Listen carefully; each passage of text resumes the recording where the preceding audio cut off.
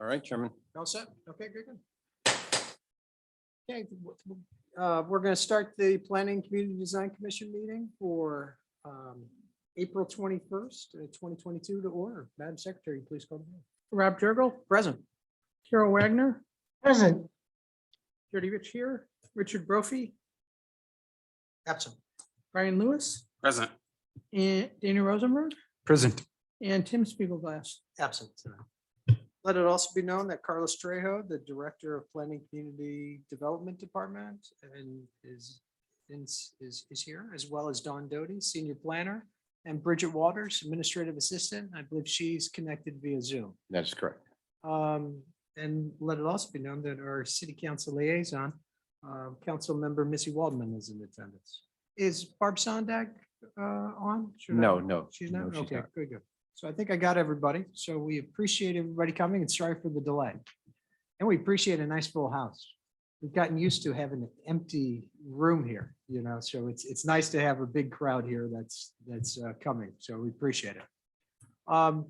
So Carlos, if you don't mind moving, or you usually have a screen for me, it kind of Yes. helps.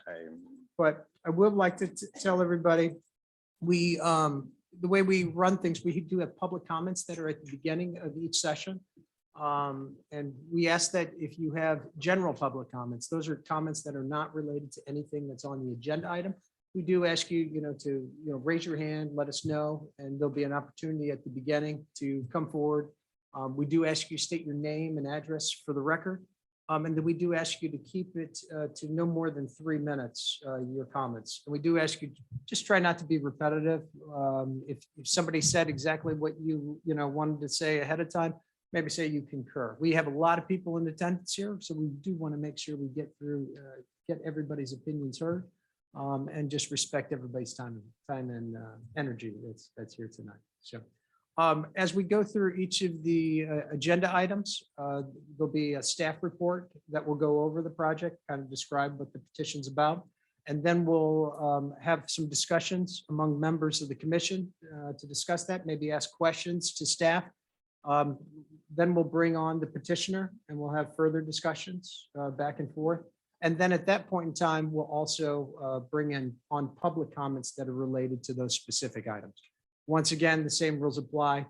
You raise your hand or, come forward, state your name and address, no longer than 3 minutes. And if it does start to get redundant and we're kind of saying the same things, I'm probably going to politely try to get you to, ask if you have anything else to say. So we can just, like I said, make sure we can get everybody's opinion heard.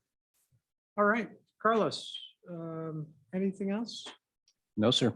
Good, good. So right now, do we have any public comments from anybody in the audience? Sir, come on up.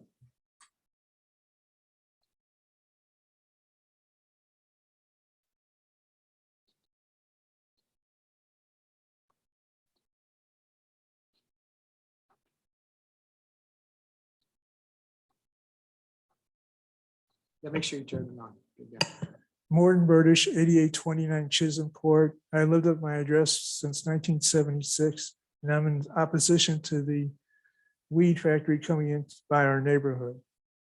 Actually, that's on the agenda item. So we do ask Oh. you, to wait until. Oh, I'm sorry. Until the item. Yeah, we're not on that agenda item yet. So Oh, okay. we appreciate your comment though.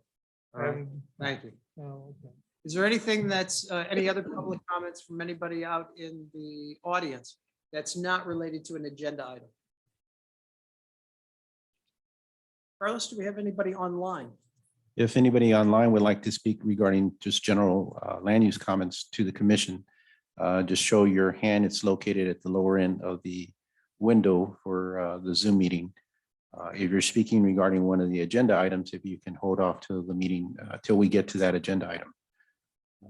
And Chairman, I recognize most of the attendees that are there and what items they'd be addressing. Okay. As of now, I don't see any hands. If you're Very ready. good. We'll move on. And then if somebody does have a public comment, we'll ask at the end of the meeting if there's anybody still left online or in attendance as well. So, okay, we'll move on to old business, item number 4, and this is 1220 North Price Road. Carlos? Chairman, this is in regards to the petition we received for the property at 1220 North Price Road. The property is under contract. The property is located in the city's LI Light Industrial District. The proposal is to have a cultivation and manufacturing facility for medical marijuana at that site. That use, the cultivation and manufacturing, are permitted uses by right. They are permitted in the district just like a single family is permitted in a residential house, regardless of ethnicity, age, income, or so. They're permitted by right. In discussions with the petitioner, they expressed concerns regarding that part of the process. There is an odor that is emitted during the cultivation process. It's not all the time, but there are specific times during cultivation that the odor is emitted, and they sought the city to consider some type of odor mitigation plan. And they drafted that plan and submitted it to staff. And I think the plan is effective to address any concerns, complaints, and how that odor is addressed in that process. Right now, if they were to take occupancy, we wouldn't have any authority to institute or try to address some of the conditions in there. Now, the city does have what we call a nuisance code, but the nuisance code is quite vague. The type of odors that are generated by this product may not constitute or meet the threshold of a nuisance code. And unfortunately, a nuisance code, the burden of proof is placed on the city to justify, and then it goes to a court. And once things go to a court, we kind of lose control of trying to mitigate action. So one scenario is was for the petitioner to consider what we call a special permit use. A special permit use would authorize the use that's proposed through an ordinance adopted by the city council. By having this ordinance, the ordinance can refer to odor mitigation plan that's been drafted. And that plan would establish policies for how the property would be reviewed during the building process, how it'd be constructed during the process, and what the city's participation would be authorized during that process.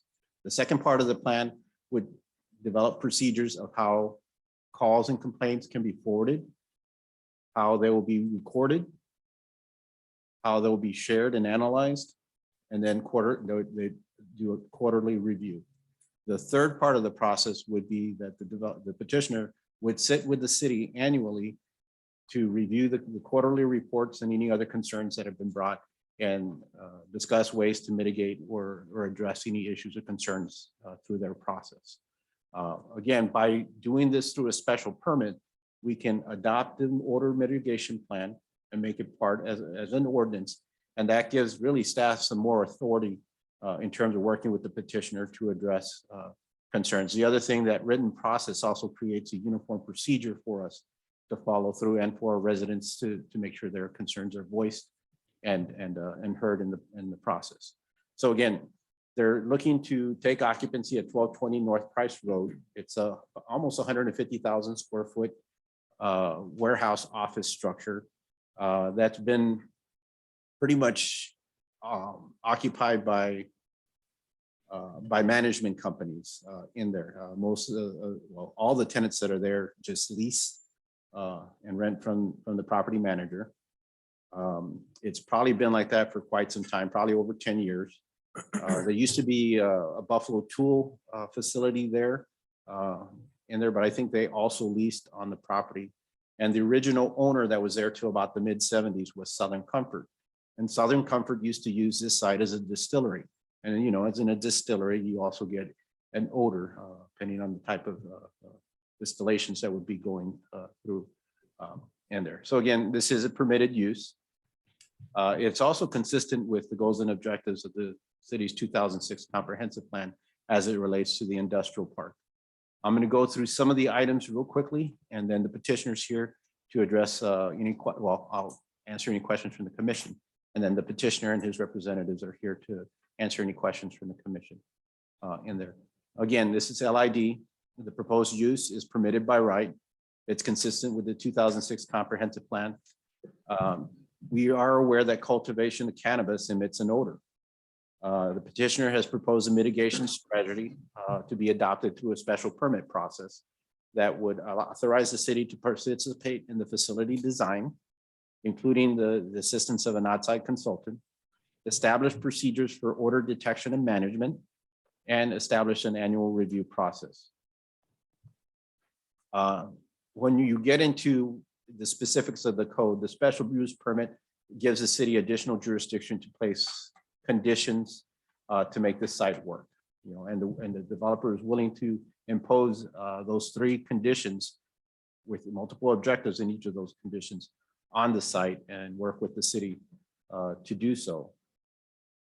That plan includes a facilities design and odor mitigation, again, which authorizes us to work with the petitioner to have licensed architects that are experienced with designing schematics for these type of facilities, ensure that the contractors and builders are experienced with these type of facilities, and that we get assistance from a third-party professional to review the schematics in conjunction with the contractors and the developer.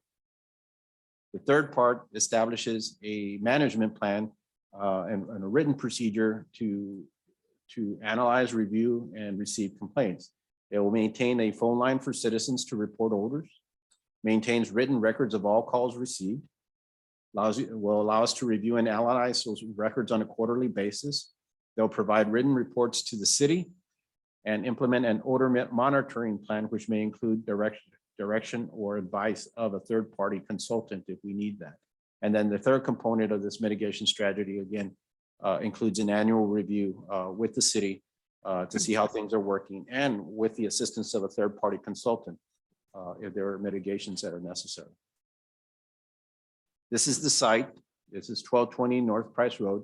Across the street is Auto Beauty Specialist, the Murphy offices and manufacturing facilities for the HVAC systems. To the north is another warehouse comparable size that is for lease. One of the benefits of this is that it would be an owner-occupied facility. And that is a vast improvement for the industrial park. Some of our best residents are businesses that actually own property in the industrial park: Auto Beauty, Enterprise, Murphy, Clay Piping Systems. You know, I think we just recently got just down here, I can't think of the business name that does the cabinets and kitchen remodeling.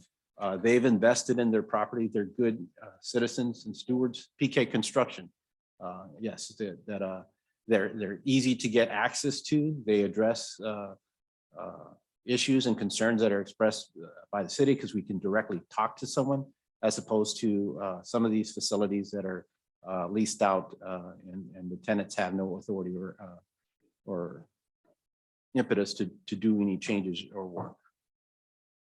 This is a facility, and you can note the facility does back up to residential properties. This industrial park, I think, was established in the 1960s. Roughly parts of the Arrowhead subdivision are within plus or minus 10 years of that. The majority of those homes exist. The attached homes came in at around 2000, 2010. But these 2 properties, this industrial park and the residential properties in Arrowhead and Hilltop, have coexisted since 1960.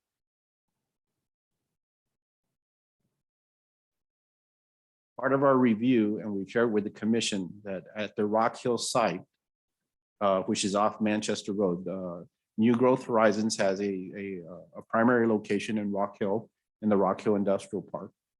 It's kind of identified as #1. Over the past week, we've been visiting the site on a daily basis and trying to check, what type of odors we can find or see in that process. Really, they're sense, so they're not visual in there.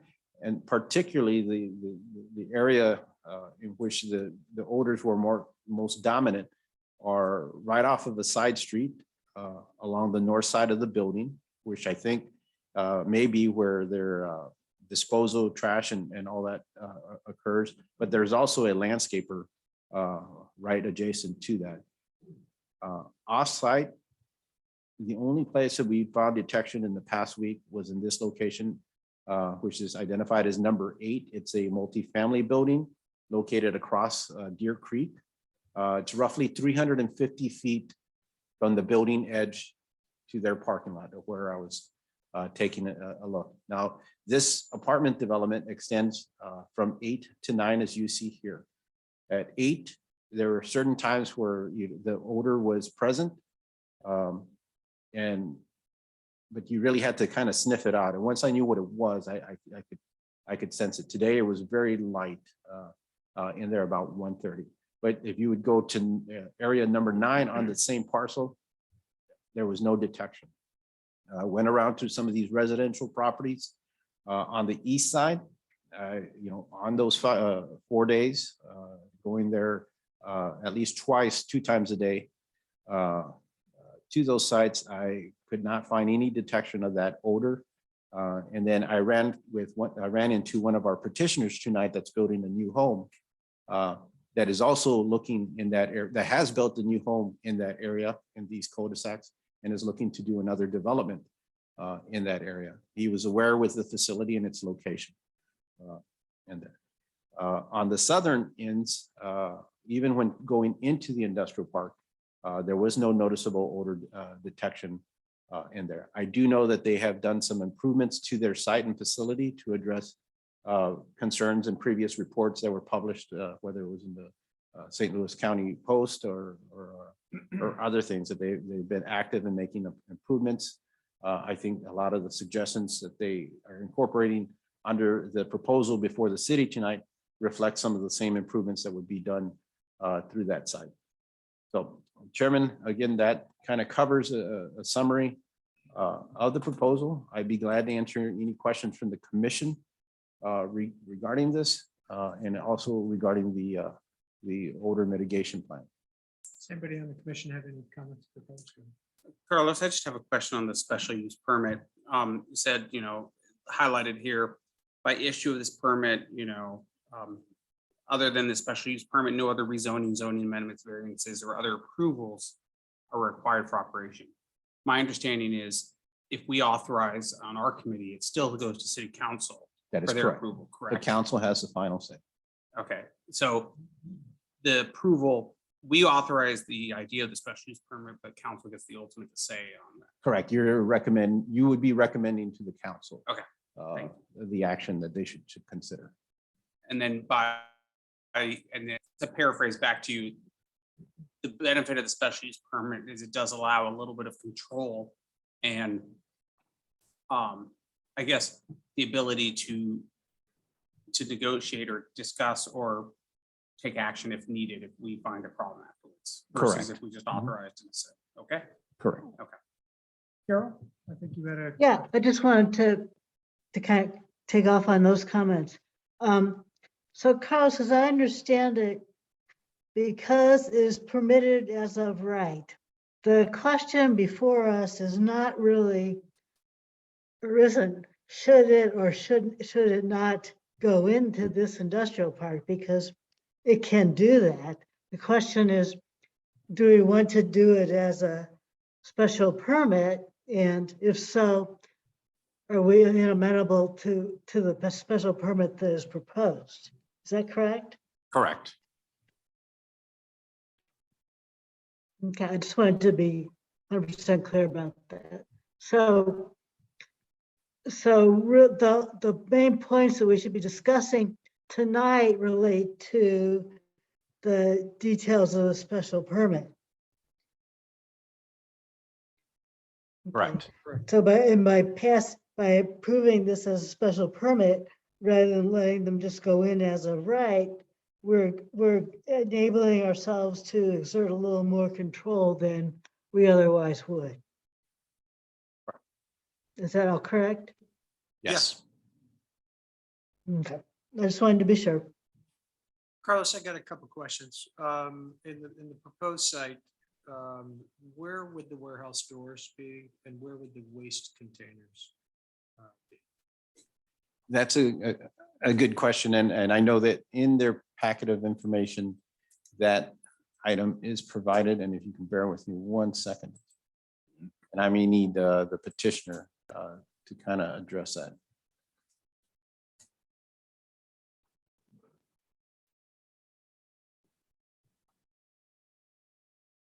And I have one other question too. You know, the annual reviews that we're gonna do.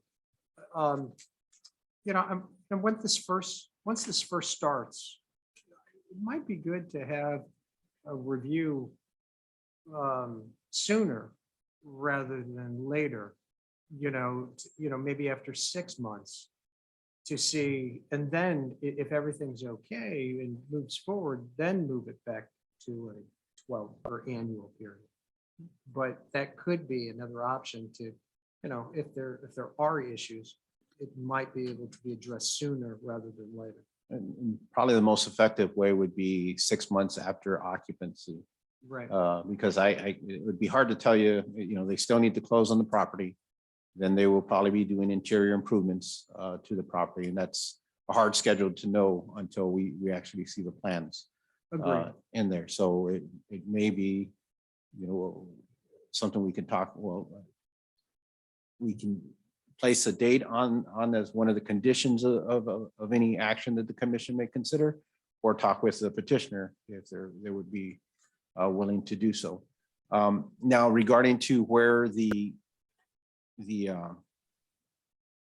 trash and disposal occurs, because this is their site here.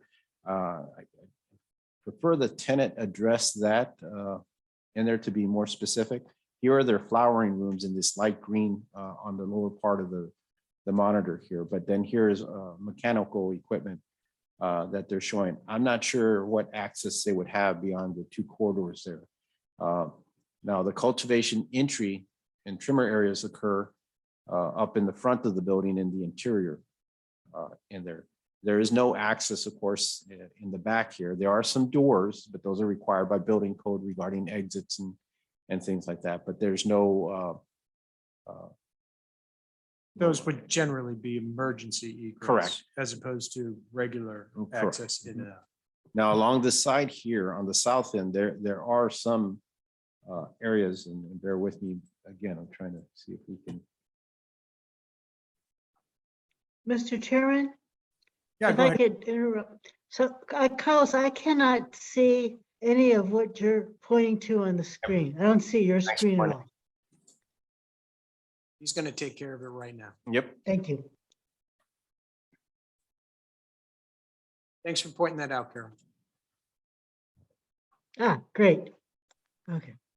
So here in that back area of the building, it's pretty much all grass, big, except again, there are some exit doors in there. Now, as we go here, and bear with me to get my. These here, yes. Mhm. And those that immediately about the residential properties. But here in this area,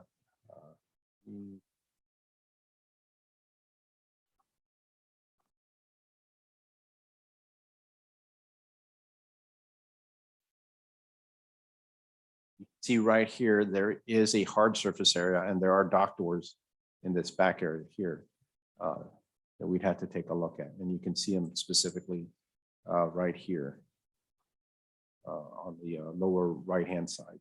Mhm.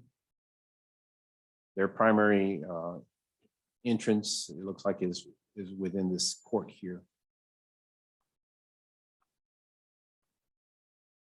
Okay, so we'll ask the petitioner or when he comes on. Any other questions or comments? Go ahead.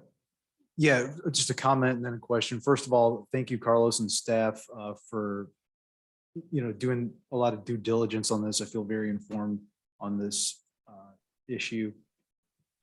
So one question, forgive me if it's been addressed, but what is the process on the special use permit if we do need to come back afterwards and make adjustments to it? What happens then?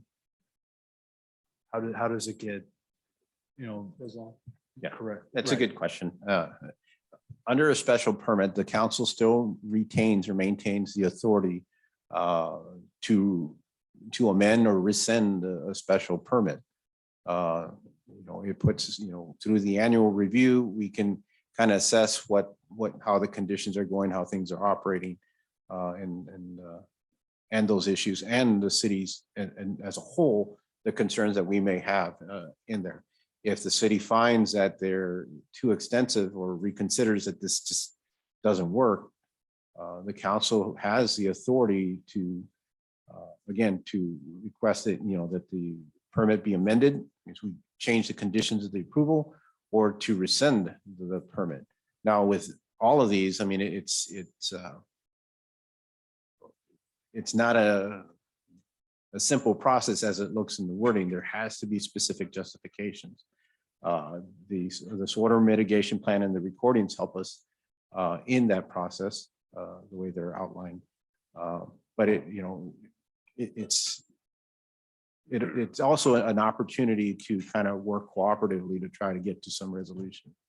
Unlike without it, the city is kind of limited in imposing some of those conditions, and most of that would be done through not through enforcement, but that enforcement, if there's not a cooperation in the enforcement, it's usually at the courts. Okay, okay, so it's malleable. It's not like something that's just passed and then set in stone. It's something that can be. Correct, yes. Okay. Mhm.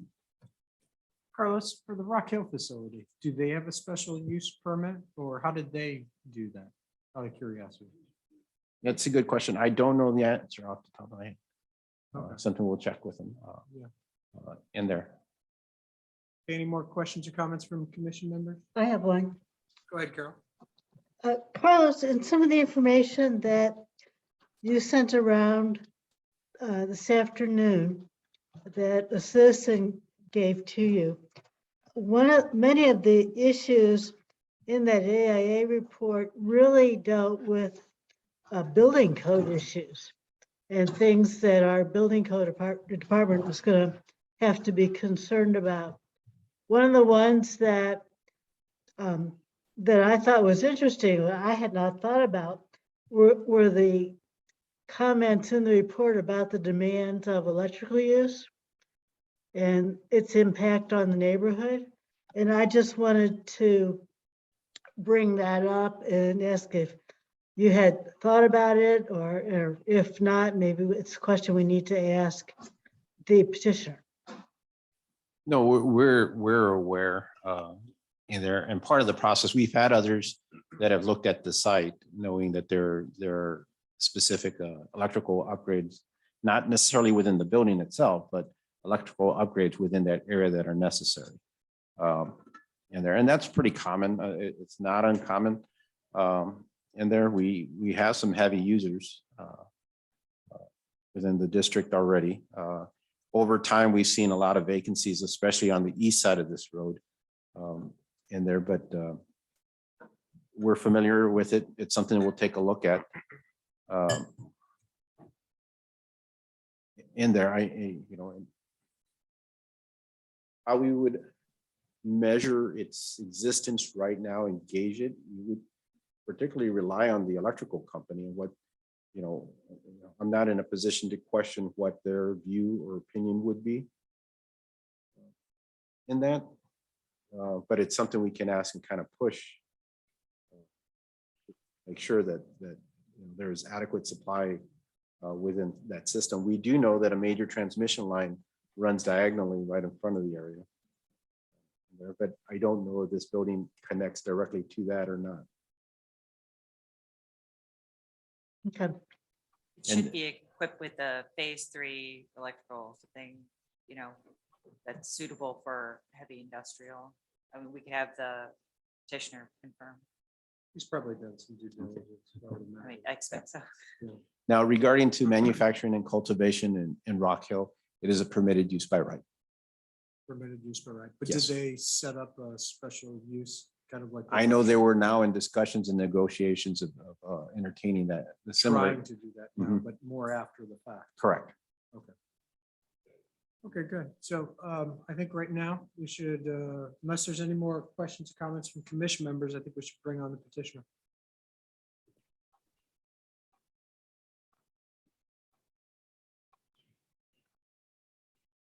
Okay, Mr. Pennington, I'm going to promote you over to panelist. If there's anybody else on your team that is supposed to be on, just let me know. Right now, I think I only see you.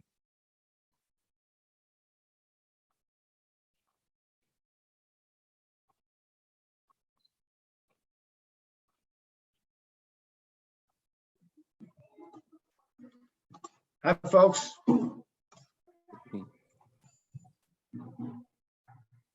you hear me? Yes, Yes. we can. So thank you. Okay. Full disclosure.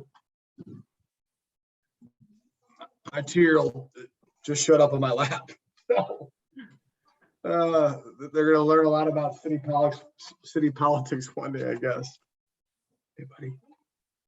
I heard the comments. I'm here to answer any questions. John, one of the questions I had was the warehouse doors and the waste locations. Where that would be on the proposed site. So, Mr. Chairman, none of this has been defined yet. All of this is subject to approval of the Department of Health and Senior Services. We've undergone, 2 to 3 different renditions. We haven't decided if we're going to start on the north side of the building or the south side of the building. Currently at Rock Hill, we only use one dock door. It's not a distribution center. We limit the number of kind of inbound and outbound activity, just because it is a facility that, we take security and access super seriously. But I would imagine, the trash and waste would, probably be on the west side of the property, maybe on the south side, but I don't have enough information to answer that. Okay. We would also, for the record, we probably would not begin construction probably until, late summer to fall. Then you're looking at probably a 6 to 9 month build out. So I know somebody talked about the commencement and maybe a review 6 months after commencement. That would be, certainly easy for us. I would think we would anticipate a commencement of the facility, probably sometime around this time next year.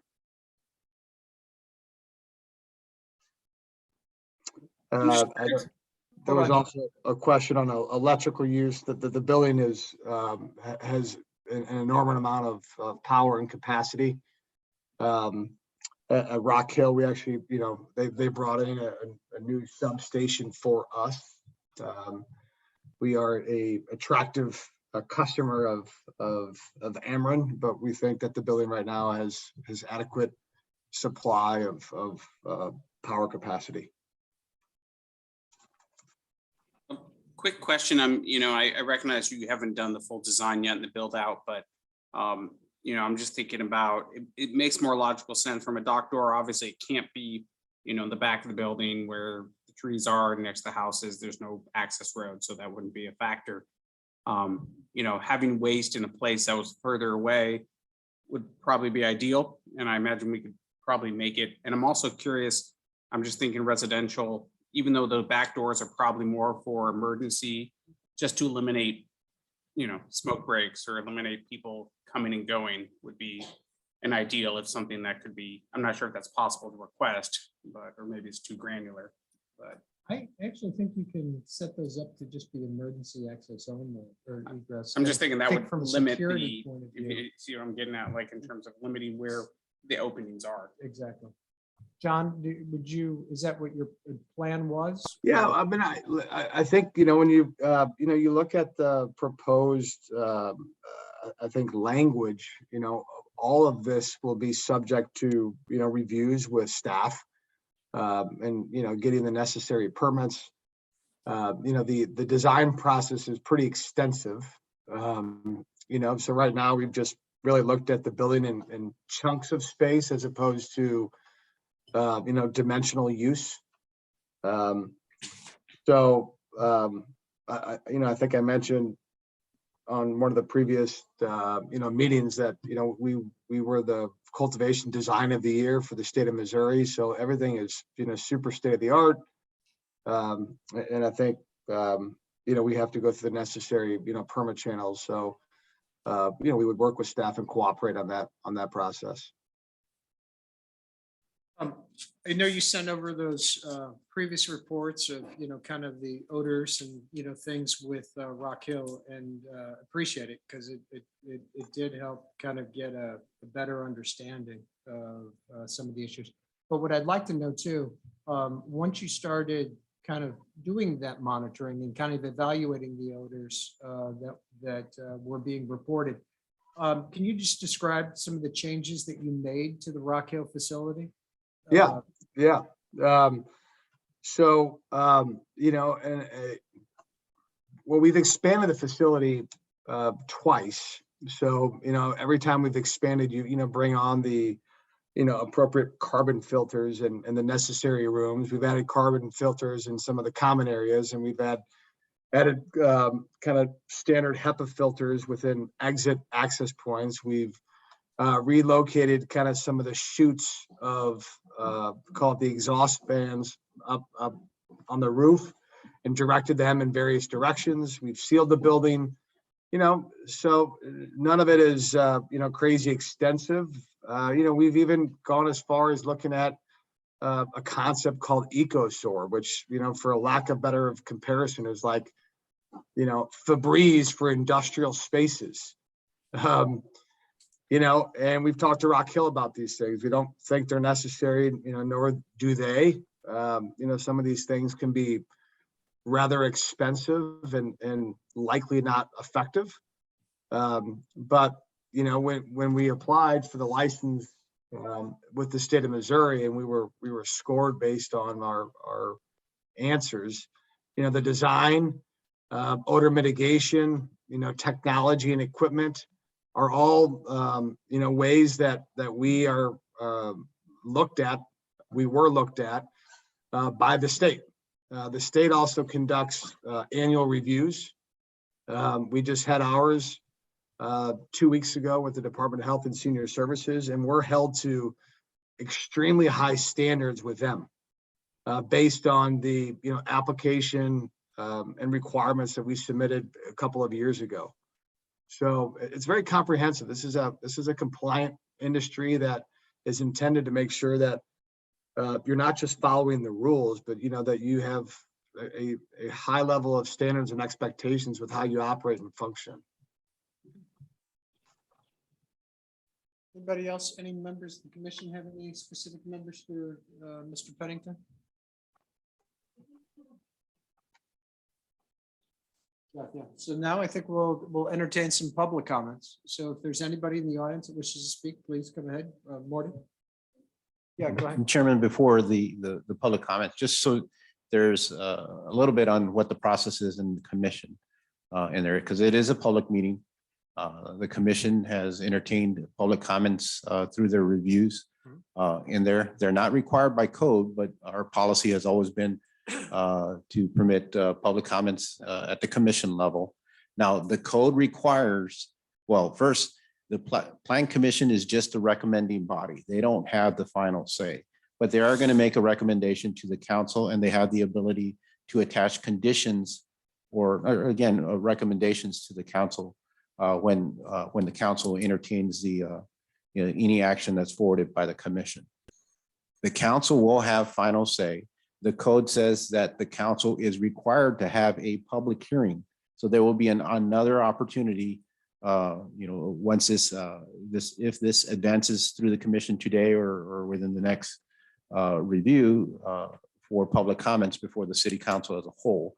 I will send out notifications again. I will do them in a letter form. Apparently we got concerns about the postcards in the process in there.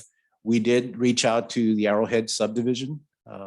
Mr. Pennington had a presentation before one of the meetings of the Arrowhead subdivision. I think Mr. Burdish is a member of the association or where it was. Okay, we reached out to some of the adjacent neighbors in that process. And then lastly, again, just to kind of reiterate, the code permits this type of use by right. The core purpose of this review is to make sure we have an effective mitigation plan. And we welcome, the residential comments to help us improve that plan in that process in there. We are greatly appreciative to Mr. Pennington and his company for considering this avenue and working with us to put this plan together. So that being said, I'll give it back to you, but I just wanted to make sure that the role of the commission is understood and that this still has to go through a council process. No, it's great. And I appreciate those comments. and Yes, sir. Thank you. All right. Go ahead, Mr. Bush. Hi, my name is Morton Burdish, 8829 Chisholm Court. I've been there since 1976. And I'm speaking in opposition to the weed factory. I'm not a member of the board anymore. If I was, I would have raised, what. I had a heart attack in October 2020 when I got out. I was on the board, but the person who took over didn't respect me, so I left. That's not why I'm here. Basically, I've lived through the buyout deal where the city didn't do anything for us. And now you put a dispensary at the corner there at Price. And now you want to put a weed factory or a cannabis factory in our neighborhood. Our neighborhood is growing. You can see by tonight, there's going to be multiple houses going up. People are building brand new houses, 600,000. Property values in our neighborhood are going up. This is not good for the neighborhood. I went to Missouri. I can tell you marijuana does not smell good because when I went there in the late 60s, early 70s, it was my roommates all smoked it. You go outside, you smoked it. It's not a pleasant thing to have in your neighborhood. And we're trying, the neighborhood's coming back. And, people are building new houses like you're seeing tonight. And there are going to be apartment buildings, going to be a lot of new population in there. We don't need another weed factory. And I'd appreciate if the commission would look on this. There are other opportunities.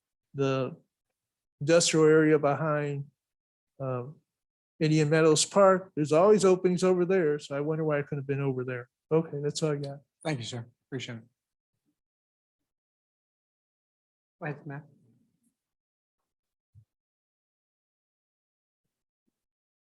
Hi, my name's Kim Good. I'm a business owner in Olivet. I've owned my business, The Artery, for 28 years. And my parents live in the Hilltop Villa condos, which is literally 450 feet from this proposed facility. I have a couple questions. Is the same odor mitigation plan in effect in Rock Hill? Are they using the same technology there?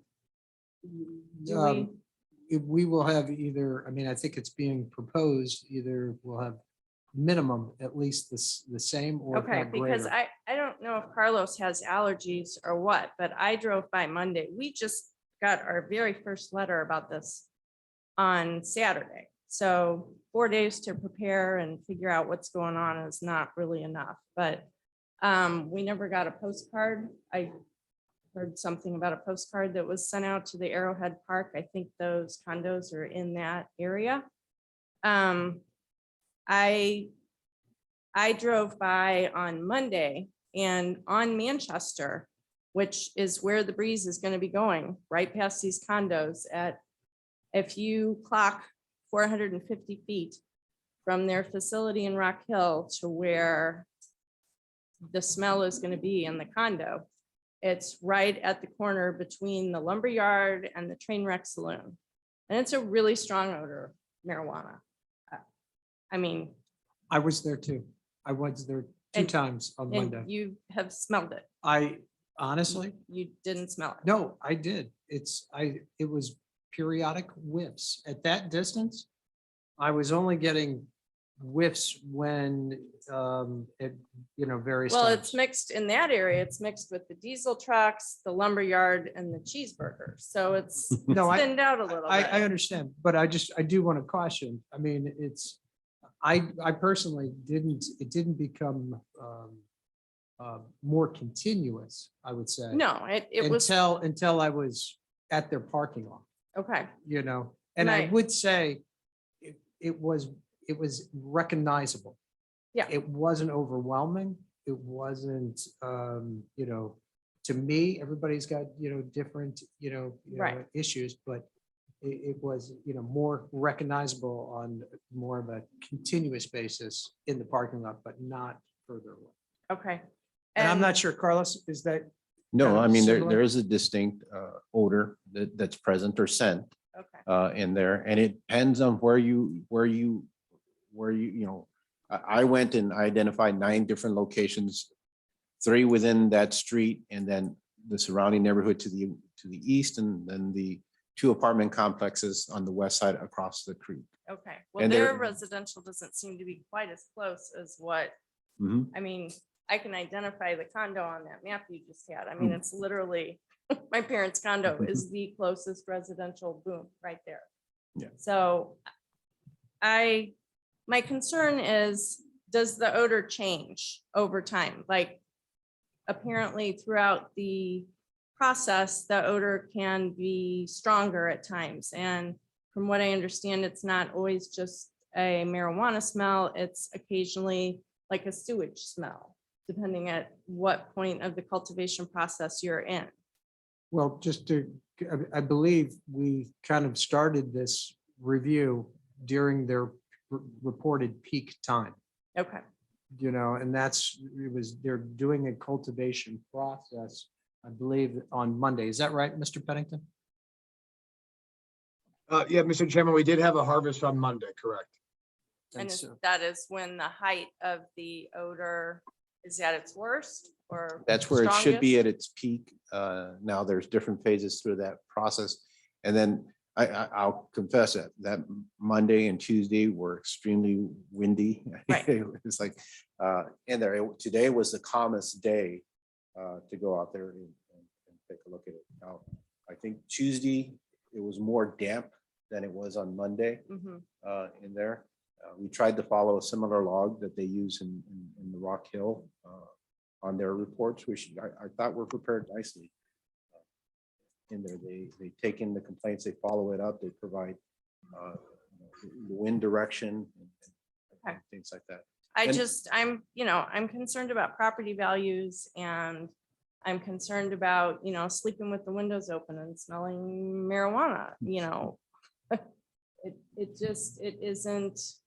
it isn't something I ever imagined we would have to deal with, I mean, It is, and again, I'll note it because these are permitted by rights, but a Wonder Bread factory, I understand that. a distillery, those are all uses permitted in that industrial district. And they have a scent, Right. whether you would call them an odor, I don't know. Right, I like the way bread smells. right, But- right. If Companion opens next door, then. Well, great. All right, well, I have a lot of concerns, and I feel like we weren't given a whole lot of notice, and I understand it's not being voted on yet. Mhm. But I just feel like we're being invited to the table a little late. Well, we appreciate your comments, and I do know that notice was attempted. I mean, based on what I'm hearing with staff now. Mail service, I don't know, maybe if that was the issue or not, I don't know. Well, and that's our goal too. I mean, the commission is not required, in the code, and the code is just the bare minimum, not required to do the notices. And But I but do appreciate you. they inviting make us that here to- that reason. We wish to we could have comment. got it right that first time, but we went ahead and followed through again to make sure, Yeah. The post office and all of that stuff. Thank you. Thanks, Ms. Good. Go ahead, ma'am. Name is Dr. Alubetsky, 1210 Arrowhead Drive. My comments is based on the information from internet. I don't know anything about marijuana, anything like that. But what I find out is that my lady before me say also that the smell of marijuana is very pungent, like skunk-like smell, can be noticed 1 mile away from this facility. Also, I would like to know what the consequences of the owner of the facility will be if the mitigation plan will be not fulfilled. Also, I would like to know how long this waste product will be collected before they will be utilized. Because if they collect this waste product for a long time, besides the cultivation marijuana, we also will deal with this waste product. The lady say about the lower value of our houses. Plus, like we know, we have a lot of new construction and new houses on the Olivet. I don't know if the people will be willing to buy or rent these houses if they know about this situation. Also, I would like to know how many complaints we have to be recorded before the action will take really by the facility and answer our question or do anything. This is all. Thank you Thank very you. much. We appreciate it. We might as well go ahead and try to address some of those. Yeah, just to kind of summarize through the odor mitigation plan, if we can get that adopted as an ordinance, then the petitioner agrees that he will provide a dedicated phone line for residents, whether in Olivet or in the surrounding area, a dedicated line to call in and forward any concerns or complaints. They also through that plan have to record those complaints, and then they have to follow through on those complaints in there. Now, every quarter, they will assemble those complaints and put it together in some type of report, and they'll share that report with the city. Now, that doesn't mean that if there is a significant issue between those quarters, that we wouldn't pursue or try to follow through in there. But through this, every quarter, regardless of how many complaints or if there were no complaints, they would share that analysis with us. On an annual basis, again, we will sit down with the operators to review all the information and discuss if there are any changes that are necessary. Again, that doesn't prohibit us that on month one, that if something can be done to improve, that they have to wait a whole year. No, that's not true. We would work with them to try to get something addressed in there.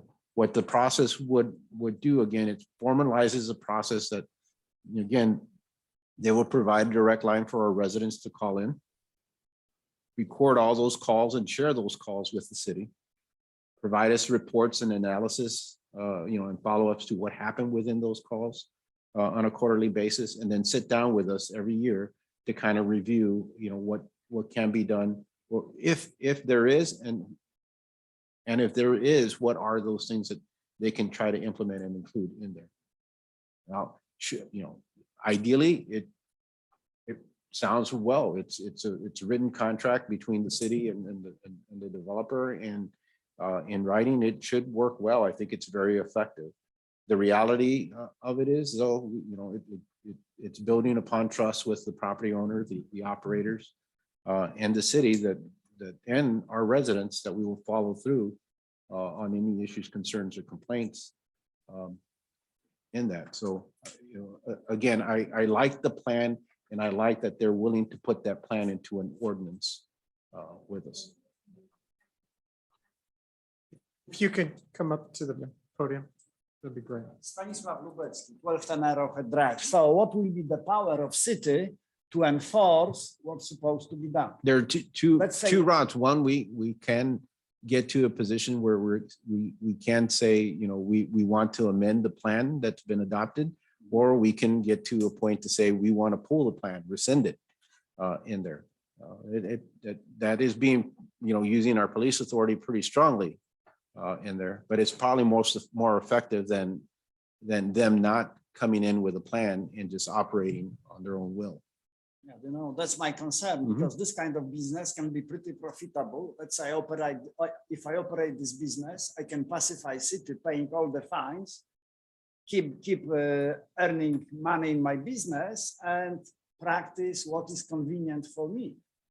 And city will be reviewing petitions, complaints for like next 10 years. We will be living with stinking Mhm. business in our neighbor. And that would be a worst case scenario. And I couldn't tell you that that would never happen. I don't think it would happen in Olivet. Yeah, it's better Uh, to address it before. And that's what we're trying to than do. after. And Which is why we're doing it as a special And- permit. Has city calculated what will be the loss Trying. in property taxes if, as a result of this business, the properties prices go down, and of course, we expect to pay less in our property Yeah, tax, but- right? But all, yes, but all that is an assumption. The property taxes have gone down on this property. Well, the value has gone down on this property, taxes have gone up. And the properties that are behind, I'm sure are paying more taxes today than they were paying 10 years ago. Yeah, but. In the this same business may facility- change the picture. In the same facility at Rock Hill, there's new construction occurring on the eastern side. And there's several new homes, infill housing, just like we're seeing here in Olivet. We have a petitioner on later tonight that is also going to build a new home in Rock Hill in close proximity to this facility. And he knows it's there, in there. Again, I think, Carlos, I think it might be important too, just to, what's on the internet, this is a fairly new business, a new kind of enterprise. It has gone through a lot of improvements or changes, too. And they've made, some significant steps. So some of the stuff that you might be reading on the internet may not be going on anymore. And let me just ask Mr. Pennington if he could comment on that and, give us his thoughts, especially since he's more involved with the business. Yeah, and to Mrs. Good and April, and I didn't catch the gentleman's name, but listen, I appreciate, the discourse here, and, a couple comments. Missouri is the 37th state that has legalization of cannabis. And it is a medical state. This was approved by the voters in 2018 through a constitutional bill. And the state ultimately has the authority of how they govern and manage to the compliance of the industry. So under the state code, no municipality can make it more difficult to zone cannabis. The requirements are that municipalities can make it more flexible in the event they would decide to do so. So long as you conform with the state laws, which we do here, that's super important to know. I wish I could convince everybody of their, concerns. There's been nothing in any data that has shown that property taxes would be negatively impacted. I know it's a concern and it's an important one. But this is a viable business, with a strong employee base. At Rock Hill, we employ 120, 130 people. And these are people who have bought houses in the Webster Groves, Rock Hill area, utilize the services of the municipalities in which they work. And typically you see an economic enhancement within a surrounding area. How you quantify is equally as difficult. So, Mr. Chairman, I don't know if I answered your question. I could talk about this topic all day. And again, that's why we kind of put this front and center, just because naturally it's new. And Let me address it this way. A yeah. lot of the odor complaints or reports that, you read out in Colorado, are those still going on? No, I mean, I can't answer that, but to make it more relevant, on Tuesday, we met with the city manager of Rock Hill. And it wasn't a requirement. We actually have talked about proposing that. They've been great to work with. We haven't had a complaint in over 45 days at Rock Hill. Why? I'm not sure. But we showed her the log. It wasn't required. We talked about it. We talked about who called, when they called. We went through our testing provisions, and we happen to be expanding our manufacturing facility there. And our architect kind of verified the equipment we're using, and it was a pleasant conversation just to be transparent about what we're doing and get input. And ultimately what we're trying to do here is formalize a plan so there's no secrets. And we can make sure that when people call or have concerns that we're there to answer them objectively and in real time. One other comment that was, the question that was made was about the waste. Is the waste, how is that managed? At the Rock Hill facility? Yeah, so great question. Again, this is a specific and formal stipulation with the state of Missouri. And the waste procedures. Remember, this is a plant, right? So that grows in soil.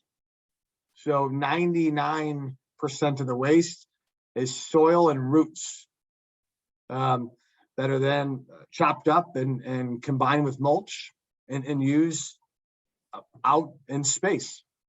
It's that simple.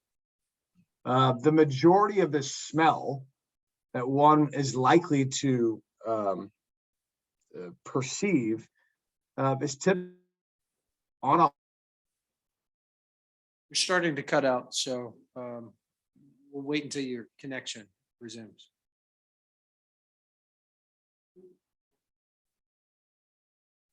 What's that? Shannon? Okay. Can I, just to clarify something again, Carlos, and I guess, I know you said it this way, but our approval, it's not a question of whether or not that industrial area is zoned for this by the Missouri state law, right? It's, the question is, do we want to put in a special use permit or just push it forward without a special use permit? Is that in a binary way of looking at it? That is true. I mean, essentially it is. They voluntarily approached us to put together a mitigation plan, probably based on past experiences of trying to address these type of issues. But I'm saying if they didn't do that and they just came forward as business. We would be going through permitting right now. Okay, and I think that's an important point, only because I guess all the concerns raised are valid. Totally Absolutely. logistic. I have the same ones. We had the same conversation. I feel like that's more of a forum for the city council in the public view comment on whether or not this type of business versus, I mean, this may sound trivial, but our jurisdiction here is limited, and why would we not want a special use permit to give ourselves more control? Right. I guess I don't want to pretend that we're not listening to this because I have the same concerns and questions, but I don't think we have any power to do anything about it. I guess the way I would say it. Well, we have some, We can put Yes, ordinance, which like, I've written some things down I'd like to request to further my, if we vote for it, what I would suggest we also ask city council to keep in mind. Mhm. But that's what we can do, right? Well, let's talk about that, Agree. after. Now John's back on. So I, give him a chance to, kind of finish up. Yeah, guys. Lost Can you hear me now? Yes. Okay, I don't know where I lost you, but you could keep asking and I'll answer the best I can. You indicated the majority of the smell comes, and then that's where we. Yeah, typically what we find is that the smell is most pungent, at harvest date or maybe the day after when the plant is being transported and handled like any other, live plant. It's like an orange, when you peel the orange is when you smell it. When you bite into the apple, that's when that's when you smell it. Not in a form. It's a production facility where, the plant has various stages, and during some of those stages, it's being handled and cured, and that's part of the process. How often do you have waste pickups? A couple times a week. Okay. And does it sit outside, No, it's enclosed in a locked, traditional waste management dumpster. Okay. Okay, good. Is there any other comments from public? Go ahead, sir. Either one, you guys decide.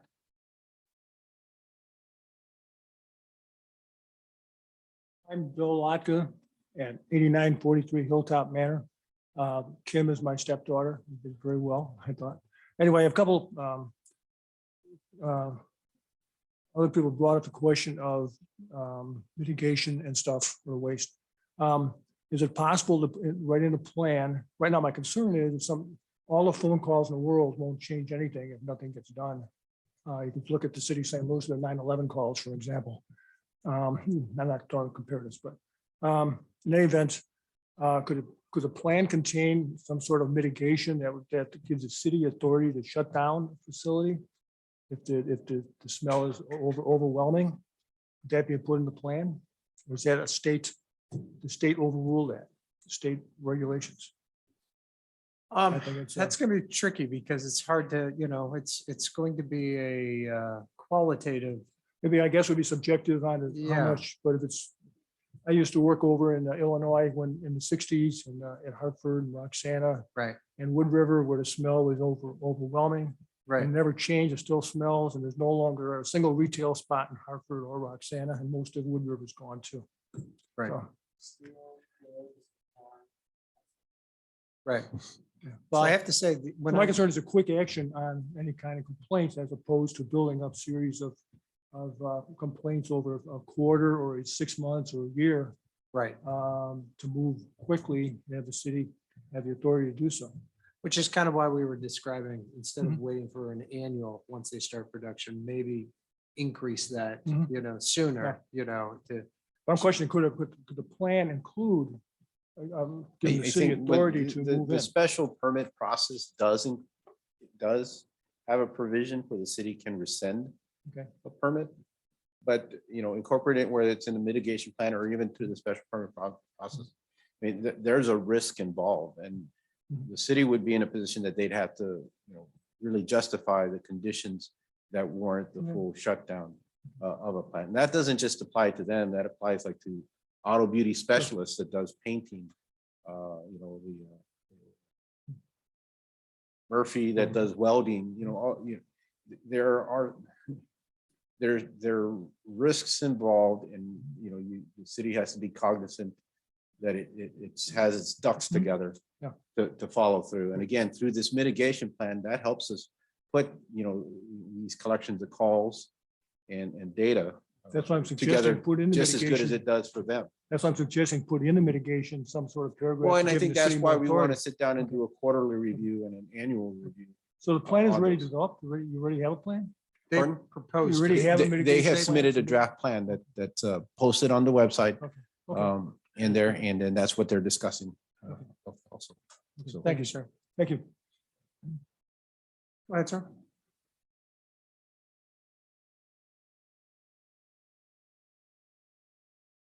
My name is Wei Min Hong. I'm live on 8900 Comstock.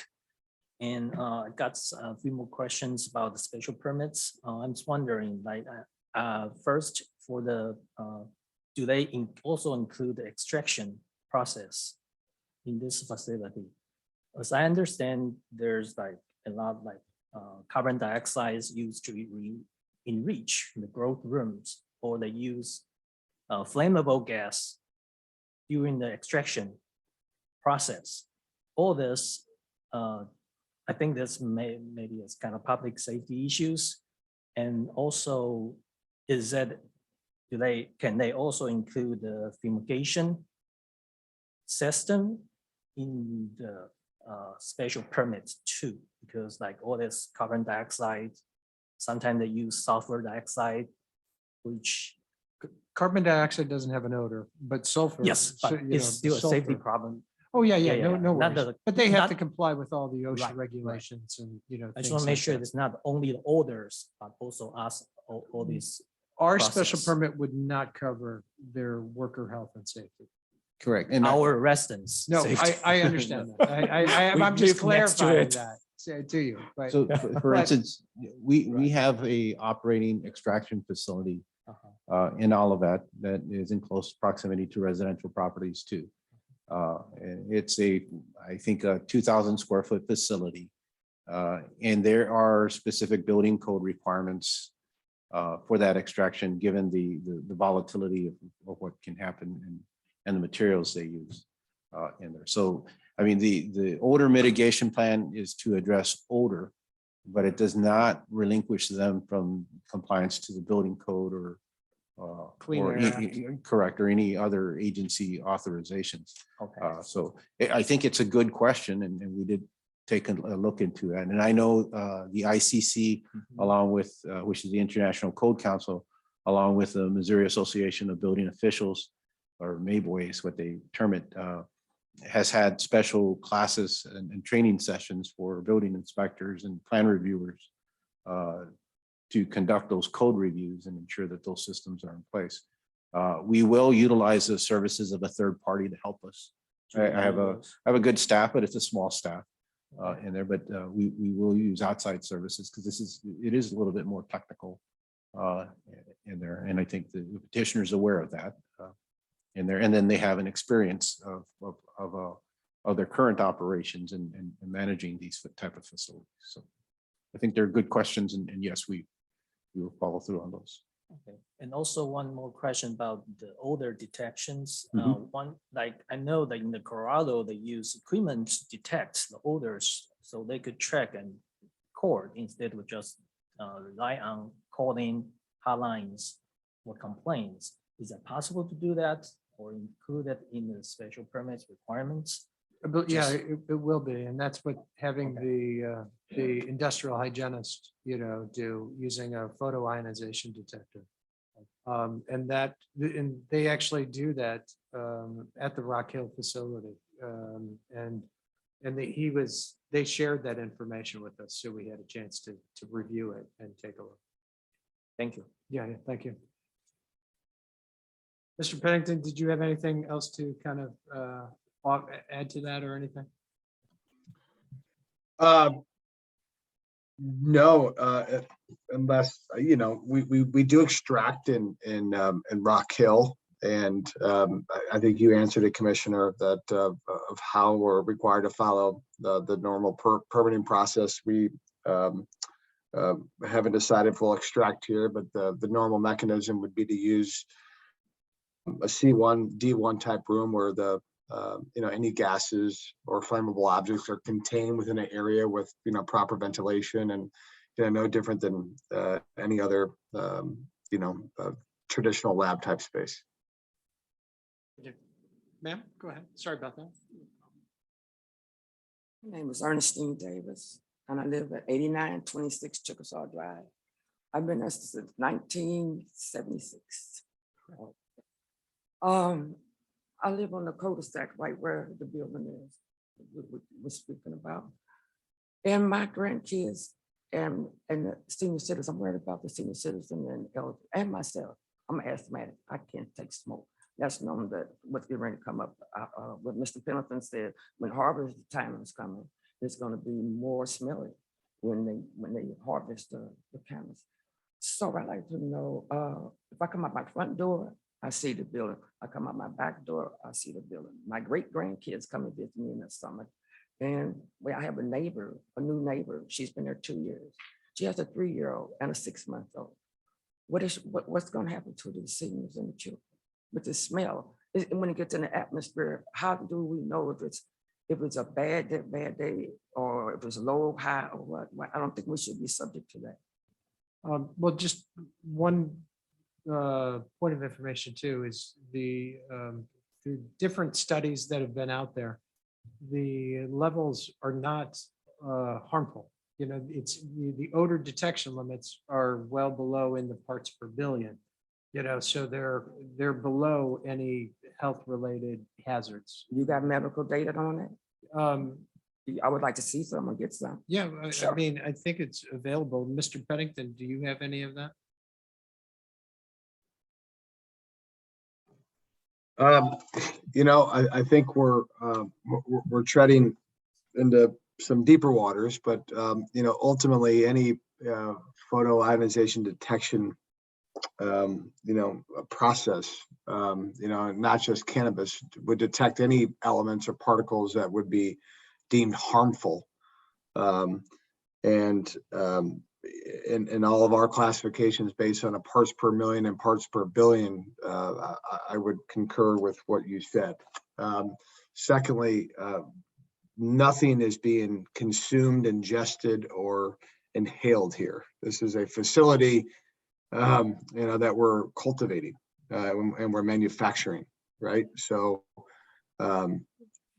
yes, maybe you bring up a good point. You've got children. I've got children too, and but nobody will be consuming, and there's not going to be anything that would be able to, get into your bloodstream.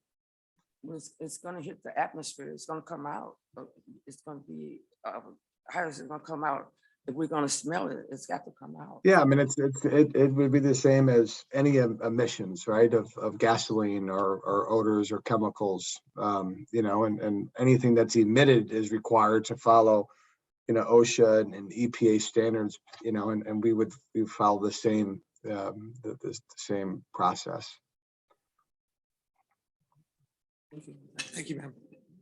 Ma'am, go ahead. If you can, since you've already had time, I'll allow it, but if you can, just keep it, keep. Comments to this lady regarding this distinguish this odor in this fumes or odor, whatever, is about 30 different chemicals, which we don't know how this chemical will affect the people's health.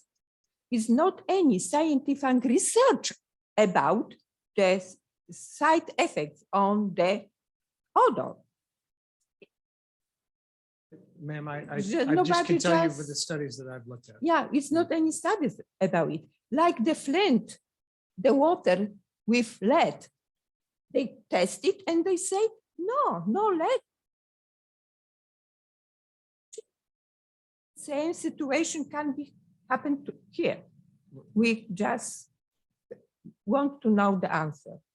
Right. Because it's very, very serious stuff. Understood. Thank you. I'll allow it, but come on up, be quick. If you don't mind.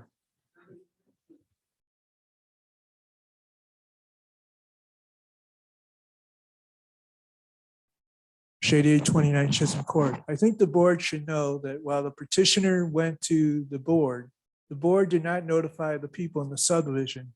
I am very appreciative that the city did by sending out that notice. You'll find the vast majority of the people in the subdivision are against this project.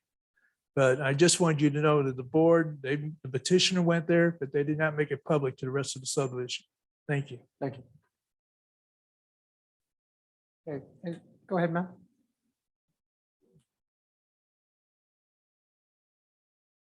Barb Grunzig, 1217 Olivet Drive. You know that I'm a supporter of this project, and I still am a supporter of the project and of the business. I do have one question, though, is that we were comparing smells and what's it like. I haven't heard a comparison between what the cultivation square footage is in Rock Hill to what is the proposed square footage here in Olivet. Would it be about the same amount? Would they be using twice as much? I think that would be a good thing to know. That's a good question. Okay. Yeah, thank you. And Bob, thank you. I did remember that you sent an email, and I was searching for you, and I forgot your name, and I apologize for not getting back to you, but I wanted to acknowledge that. So the law states that no facility can have more than 30,000 square feet of canopy. And canopy is deemed as flowering plants under lights. So the building is more than sufficient to accommodate. We would likely build this in phases. And I think early on, we probably would have around 10,000 square feet of canopy. As a comparison, at Rock Hill, we have about 18,000 square feet currently. And like any business, you manage based on the productivity in the market. But all licenses are required to be under 30,000 square feet of canopy limit. And then also, that, the amount of ventilation varies depending on, the amount of ventilation needed varies depending on the square footage too. correct? Yes, that's right. And the carbon filtration setup follows that same standard that, you have X number of, filters that are circulating, on, parts per million based on the square footage size of that, particular room. So pretty scientific. Okay. Any other questions or comments from the audience? Carlos, will you check to see if there's any questions or comments online? Sure. If anybody online would like to speak regarding this agenda item, if you can show your hand. It's located on the lower part of your window, kind of centered on the bottom end of the Zoom meeting. You have one, Chairman. Okay, good. Mr. Holman, I'm going to transfer you over as a panelist. If you can ensure that your mic and your video is on, and then state your name and address. Should be transferring over, sir. Good, good. Remind them about the video. too. Yeah.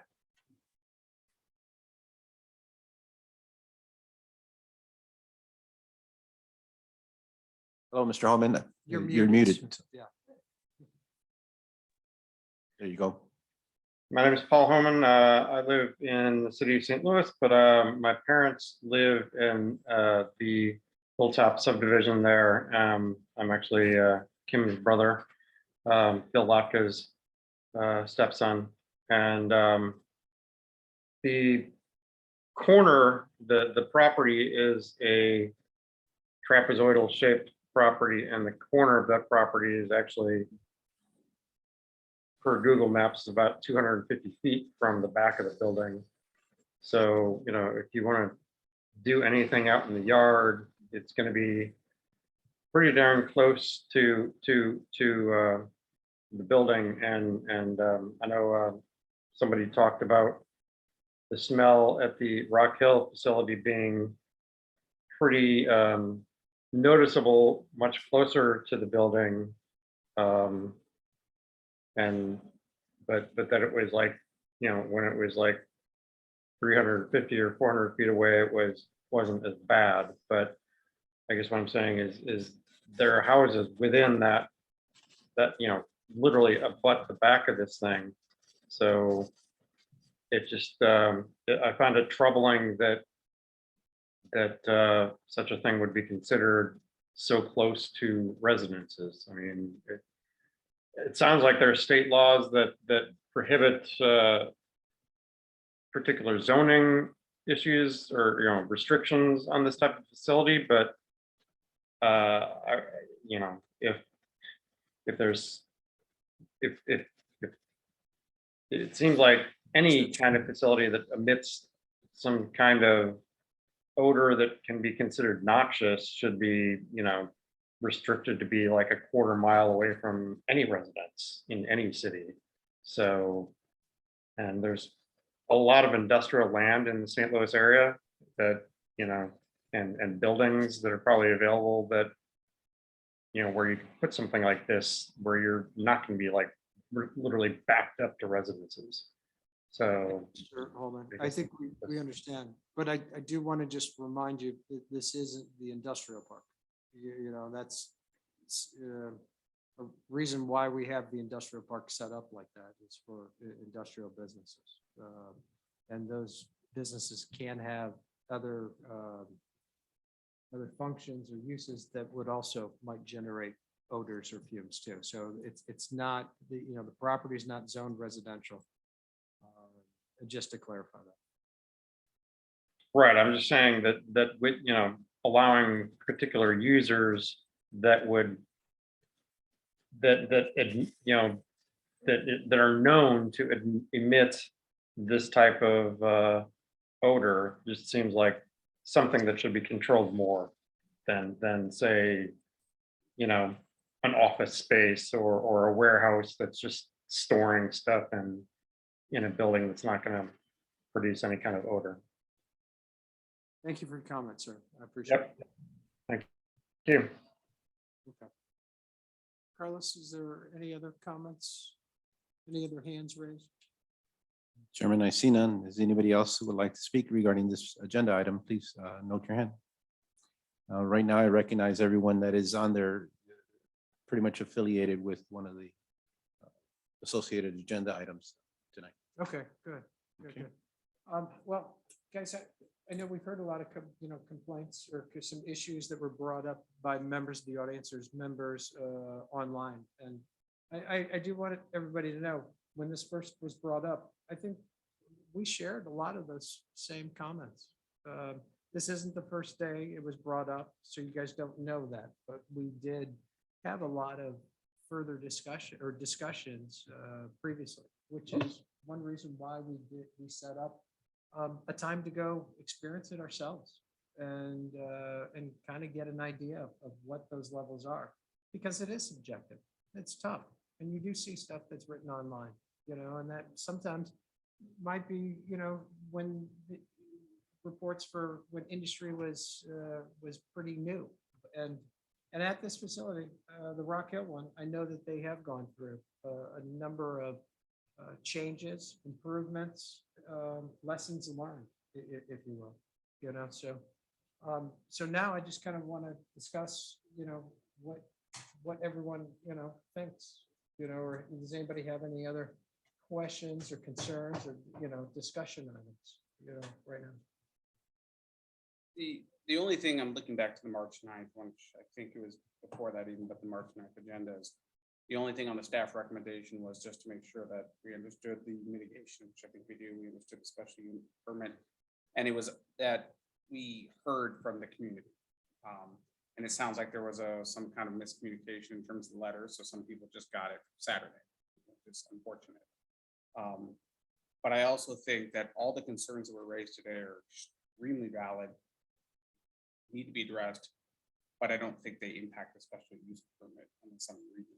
I think that's the reason for the special. No, I agree. I think that's why we do the special. I'm saying, what I mean by that is in terms of whether or not we push the special use permit forward, all these things are extremely valid as part of what the city council approval and public hearing form. I don't want to in any way imply that they're not heard, or I don't understand them, or they're not valid. Right. You had some items that you were talking about earlier, of things that you would like to see incorporated. Yeah, things I would recommend is the 6-month review, if not even sooner at the start after commissioning. Work with staff on where waste goes, where dock doors are, making sure emergency doors aren't open for smoke breaks and things like that to mitigate any impact on the side. And then, I think this would be part of it, as Carlos clarified, but make sure that there is a specific public forum to allow people to voice any concerns and get addressed to the city council. But I think that's part of the process anyway. But those are the things that jumped at me. Yeah, no, that's good. Yeah, okay. Carol, any other thoughts that you have? You're on mute, I assume. Yes, she is. With the mask. Sorry, can you hear me now? Yes, We can. I like the idea of having a community forum on the special permit periodically. So we could, take public comments as to whether or not, that they could smell the odors and what things are being done to address, and et cetera, et cetera. I think I like that idea. Maybe once a year might be appropriate. And certainly, there's plenty of options for somebody in the interim to contact Carlos or contact us or the council or whatever. Maybe after the annual review is conducted, and then we could kind of discuss that, maybe present it. That might be good. Yeah, but I like the idea of institutionalizing that kind of review. And that opportunity for feedback from the neighborhood. Right, I think that's appropriate. Okay, Carlos, anything else that we haven't touched on or reviewed? I think that covers it all, Jim. Okay, so That being said, do I hear any motion or any more further discussion?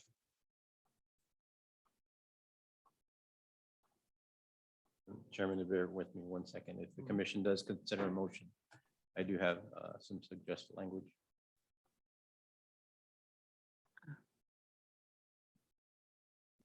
Yeah,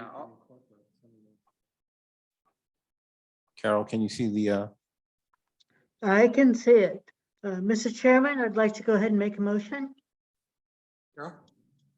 I'd like to motion to forward a report to the city council recommending approval of a special permit request for a cannabis cultivation and manufacturing facility at the property grounds addressed as 1220 North Price Road and approve a site plan for the conduct of said operations as illustrated in the petition application dated February 25th, 2022, included in the proposed odor mitigation plan as presented to the commission on April 21st, 2022, and as noted in the memorandum from the Department of Planning and Community Development dated April 21, 2022, subject to staff conditions noted therein.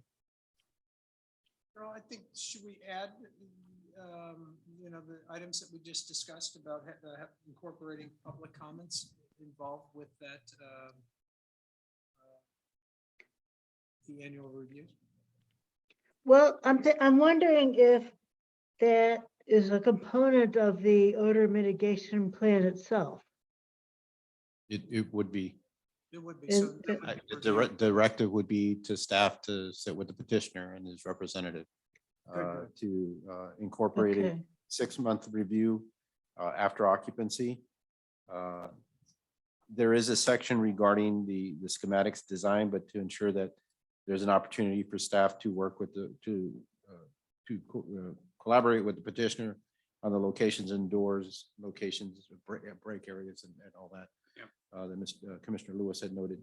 And then also to provide an opportunity for a public forum to address public comments. and I know it may not be part of the code, but just, and maybe it's out now, but just to make sure that maybe we try one more time with notifications, just to make sure the public has full awareness.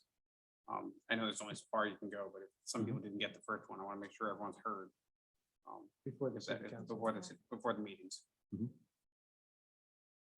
Motion's been made. Do I hear a second? Second. Motion's been made by Carol Wagner, seconded by Lance Rosenberg. Sorry about that, Jeff. I kind of blanked out. It's been a long night so far. Carlos, will you please call the vote? Commissioner Rosenberg, Approve. Commissioner Lewis, Approved. Commissioner Rich, Approved. Commissioner Wagner, Approved. and Commissioner Drigel. Approved. The motion passes 5-0. So this motion will now be forwarded to the city council for consideration. It'll be on the council agenda at their next scheduled meeting, which I believe is Tuesday, April 26th.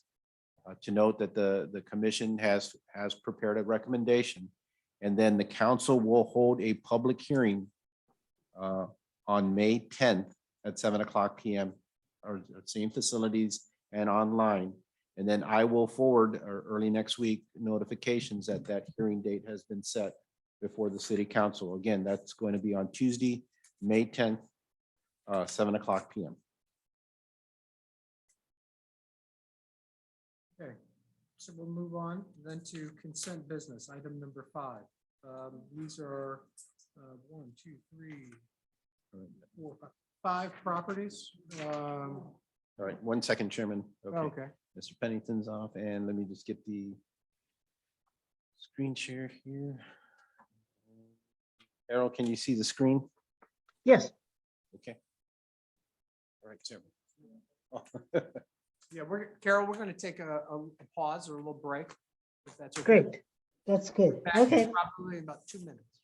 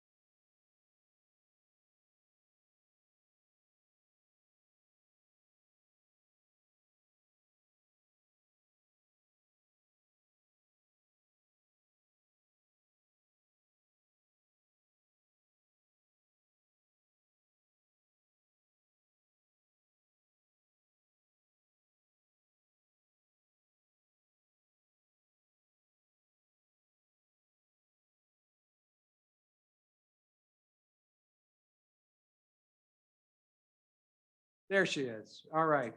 We're going to call this meeting back into order at 8:50. So thank you, everybody.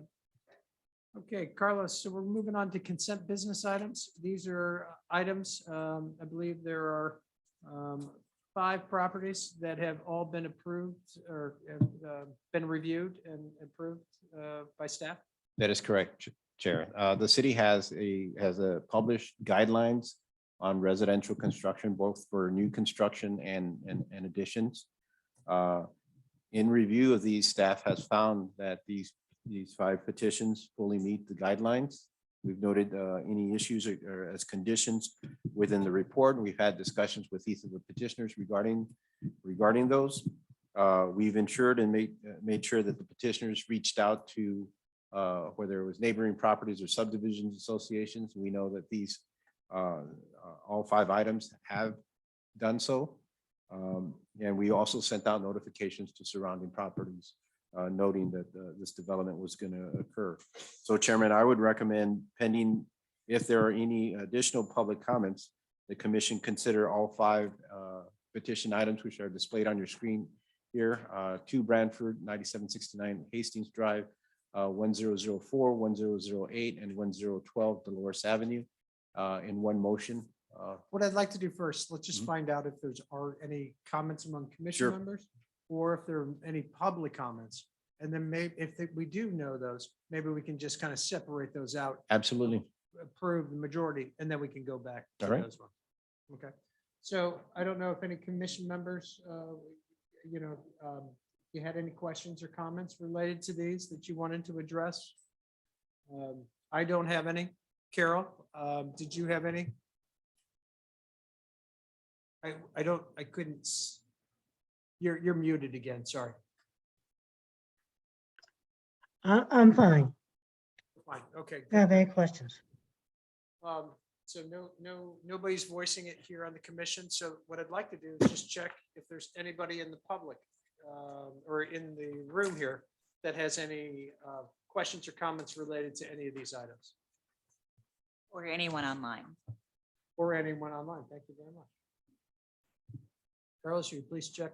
If you do, if you can please raise your hand digitally online, that would be great.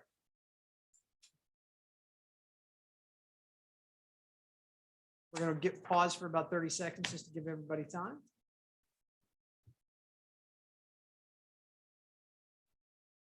Carlos, do you see any? Chairman, everybody on there, I recognize in there. The only thing is, I would ask Mr. Wiespart, is there any comments you want to provide regarding 2 Brantford?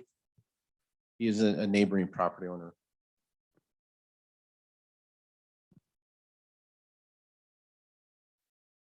Mr. Wiespart, I'm going to promote you to panelist, and if you can, again, turn on your audio and video, and then note your name and address to the commission. Hey, Carlos. Thanks for asking. I'm Ed Weisbart. I live across the street of 2 Brantford at 63 Brantford, and I was just sort of lurking, making sure that there weren't any problems, because I'm quite happy with the idea of them making the building that they want to make it. They're doing the extension they want to do. No, thanks for asking. I have no concerns, and I'm actually happy to see them doing this. Good, appreciate it. You don't? That being said, I think let's go ahead and approve them all as a group, or at least make a motion as a group.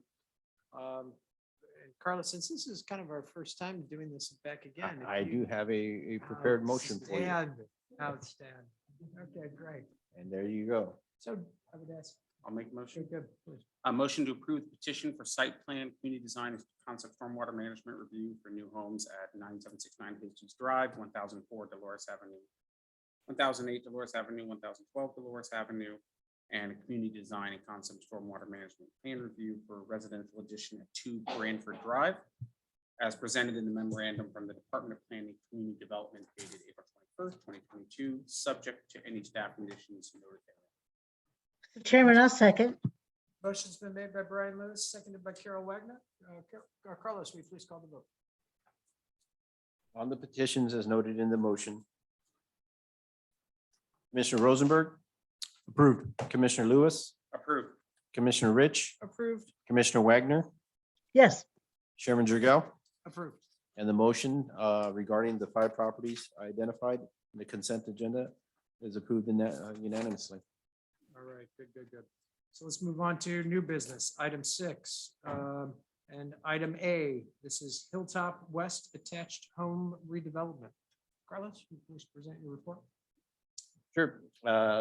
As the commission is aware, we've received interest in redevelopment of along Hilltop Drive, just north of Chevy's, consisting of I believe, the 8 properties noted here on Hilltop Drive. They're on the west side of Hilltop Drive in there. And the proposal would be to rezone the properties, the existing 8 properties to MU mixed use district and develop an attached housing concept development that would include some additional homes on that. And but what I want to talk about is in this process that the city would go through with the petitioner in the MU district is that there's a 3-step procedure. One is a concept review, which we're doing tonight. It's a formal introduction. There is no action that the commission will take. They'll have a discussion, a presentation by the petitioner, general questions and answers, and then it's up to the petitioner to take those commission comments and submit a formal application for what we call development review. And essentially that will be rezoning. There are a couple of issues that we'll have to discuss and kind of go over today. But again, the end result is there's no formal action by the commission, but it's an opportunity to provide the petitioner some guidance as this process will continue on through the next several phases. The second phase being the rezoning and the adoption of a master plan. And then the third phase is the design review, like you traditionally see with new homes, where they come in with the individual unit and you do your standard community design review. The purpose of the MU district and why we set it up this way was it helps us develop and identify things within the code that we can improve and incorporate within the development. And also before the petitioner goes through a full expense of developing finalized plans, it gives an opportunity for the commissioner and the petitioner to talk about the various options and design ability. So it really is a concept review. We're at the early stages of the development in there, and we have an opportunity to engage and team with the petitioner as part of the redevelopment. So I'm going to go through this in this case. This is the concept review. These are elevations that are proposed. Of the 8 existing homes, the petitioner is proposing 11 new units. 10 of those units would be attached units, so there'd be two units per structure, as you see here. There would be bound by Hilltop on the east, the Opus project, which replaces the streets of Irvington and Rhyme on the west, and again, it would be right north of Chevy's. Now, you'll note that the development doesn't go all the way to Alice Place. The petitioner owns one of these 3 lots that are shown here, was unsuccessful in negotiations to get these 2 properties under contract. When we started initial discussions with the developer, it was essential that they start from the south and work their way up north because it would be difficult to try to rezone if we were further, or entrapping a property between Chevy's and wherever this development boundary is. Not to say that it's different on the north side, but it's a little bit more flexible. Part of the review or discussion we want to have is to make sure that, especially in planning, that we don't leave a mess for someone to try to deal with 3 or 5 years from now. Like, what do we do with these properties, or what is that impact of the properties? I think the design that's proposed and the elements and how that repetition occurs would have an opportunity that if somebody were to come in and combine those 3 properties, they could either incorporate it within this project or design it similar to what this project is. They would still be zoned single family residential. So they would still have to go through a similar process to go through that site. There are reasons of why the developer stopped on this parcel, and I'll let them talk about a little bit about that in there. From our perspective and discussions, again, the proposed project is a 11 dwelling unit attached home project. The site is just about an acre in there. And its location, again, I've given, and the request is to rezone it to MU Gateway in there. The design, we've had some discussions about the concept, and I think it's really kind of evolved and has improved over iterations we've seen from the beginning. These are the individual lots. They would be, property owner would own actual property. It wouldn't be common area in there, and their attached unit. They would have front entry garages in there, and then some off-street parking on Hilltop would be provided. It would be built probably in 3 phases, something similar to this, where the first series of units, lots 1 through 4 would be constructed. Then it would go through the next series of units, probably lots 5 through 8. And then the last phase would be 9 through 10. There is a MSD easement that runs right between lots 8 and 9. And that's one of the reasons for the separation in there. But just to note that there was, that this is going to stay as part of the process in that. Items that would need to be discussed as we go through this process is the development area. The MU district requires a development area of no less than 80,000 square feet, so almost 2 acres. We know this development here would constitute about 43,000 square feet, so it's short. So what are the options? The code would allow them to integrate their development with the surrounding development that's already zoned MU. So Chevy's is zoned MU, or the Opus project is zoned MU. Another option is for the developer to petition for a text amendment to reduce that development size from 80,000 to 40,000 or something like that. All that does is that the purpose of the MU district was to make sure that we furthered lot consolidation like they've done here. And we created true mixed use, whether it's within the development or within the surrounding development area. And that's what we see going on here. What I would look at is, what are the benefits of incorporating this side with, let's say, the Opus development or the Chevy's development? And truly there would not be any return or change. And there may be some validity of reducing the development area in the MU district and maybe limiting it to specific type of developments, like for attached residential, because the 80,000 square feet does give us some protection or some buffer from some of these larger commercial developments that may be more vehicle intensive, like a service station or office building or things of that nature. I think through the comprehensive plan and some of the direction for this general area is to maintain some residential component within what would be noted as the northeast quadrant of the city or the Hilltop Arrowhead. And there we've seen a lot of residential investment. So, I think it's worthy to have a discussion of whether that threshold of 80,000 square feet should be reduced for certain type of projects. And if not, again, the developer still has the option of combining themselves with an adjacent development and developing a larger development area. But I'm not sure what it would be that benefit, and I'm open to discussion from the commission if I'm missing anything. The other thing, the MU district requires that each development provide some type of public space. A little bit more difficult when you have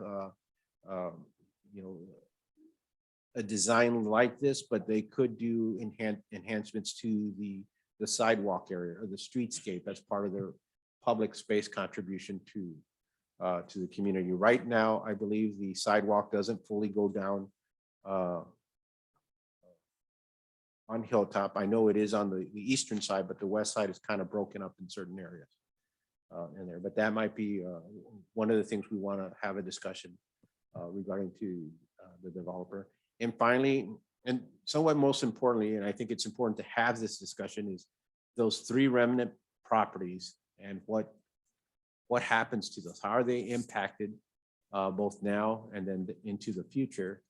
Some commission is going to be dealing with this 3-lot configuration and whether they continue to stay as single family homes, or do they get incorporated to an annex of this development or some other redevelopment process that comes down in the future.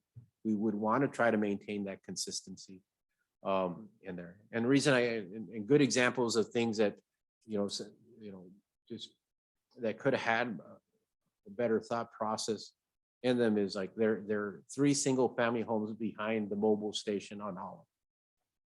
There's nothing wrong with it. Those homes, they're 3 single family lots with 2 homes in there. but they become, very limiting in terms of what type of uses and opportunities they can provide in there. And, I don't want to put somebody in the future in that same position of, well, what do we do with this corner in there? I think there are opportunities, given the way this layout is put in place, that it could be repeated further north, either by this developer or by any future developer, so long as it conforms or has some consistency with it. But I think it's a discussion that needs to take place. So those are the general staff comments in there. So, like to talk with if there are any questions for me from the commission, and if not, introduce the developer and kind of go over some of Do the you want other to have some items. discussions about some of our thoughts with the MU? Sure. I just have a general, and maybe it's an understanding, like, when we talk about the MU district, I mean, I understand the 80,000, I understand the goal of it, but if one of these houses, if someone had decided just to sell an individual house, someone wanted to buy that house and tear down and build up, that doesn't fall within the MU district, would that have been allowed and okay? And I guess what separates that versus somebody buying 8 and doing it? Let's say if one of Like the person on the far south side just sold their house and did a tear down. tear down. So They would any be- random person. They would bought be it. zoned single family residential, and they would be allowed to tear down the house and rebuild. What makes it MU versus, like, what makes it, what is that threshold? The existing zoning controls the density, so it allows 1 unit.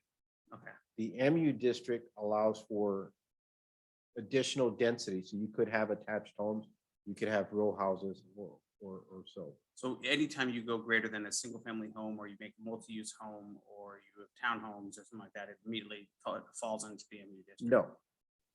In this area, based on the 2006 comprehensive plan, we want to, Consolidate.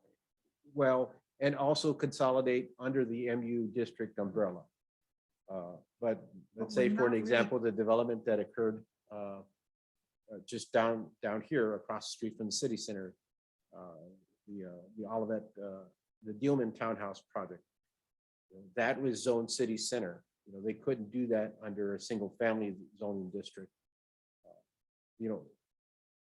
Is that kind of addressing what you're, like, those properties are zoned?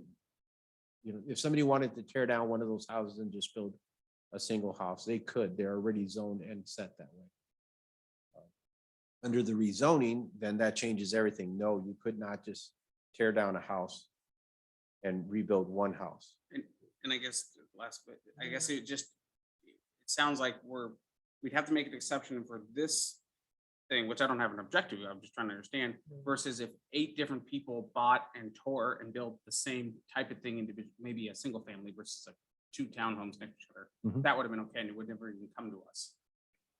If they were not, if they were building in accordance with the zoning regulations, meaning Single family. single family that is set back specifically Yep. from a property line, they If have we no had 8 variation. different large single family ones, we never would have seen it versus this. You would be seeing it only as a community design review. Yeah. Okay. I'm just Petition. trying to understand the difference. I was kind of perplexed. And then I was kind of just thinking out loud. I mean, we're combining the properties to do this development, but then we're separating them again. Mhm. But we do have common walls in between. Who's going to be who's responsible for the exterior structures? That would be resolved through the indentures that would be put together by the The petitioner. community Mhm. association. Correct. That's interesting, because are we splitting each lot then? And so, like, in terms of the amount of property, because you said they own the property, people buying the townhomes. own the Correct. Property, so they own half of a lot now? They would have their own defined lot, but own half of the structure.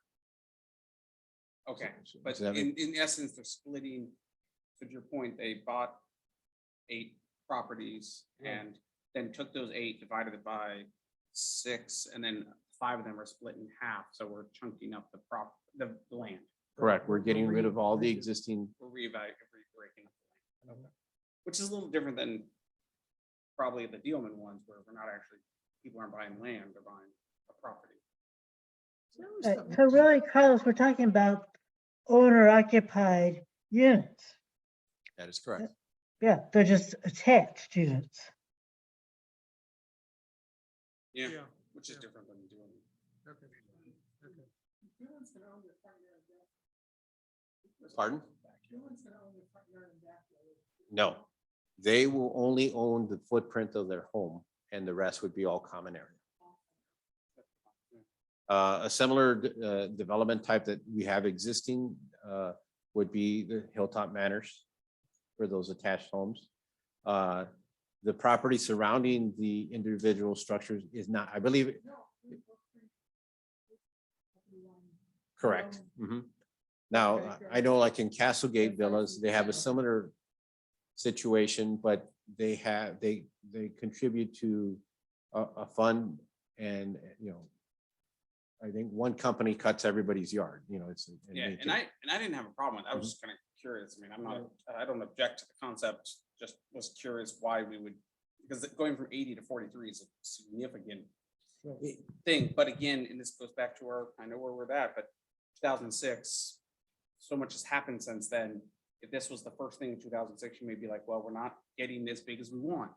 But we look at what's happened around it. I mean, look at the picture next to it versus the Olive Crossing. It's like we've achieved a lot of that already. And some of it too, I mean, when we were approached by Opus, that was we had a discussion with them.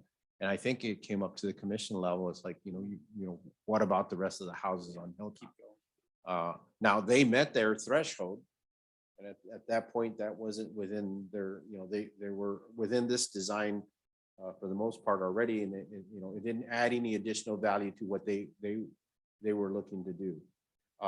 So that's how you get these remnant pieces. And that's why we're also talking about the 3 lots to the north that won't be part of this development. Are we gonna have the same Because problem that's going to come down the road down in the future. So either they get developed individually as individual homes, or they come back and either incorporate into this development or some other grander development to do something more than just one, single family home in there.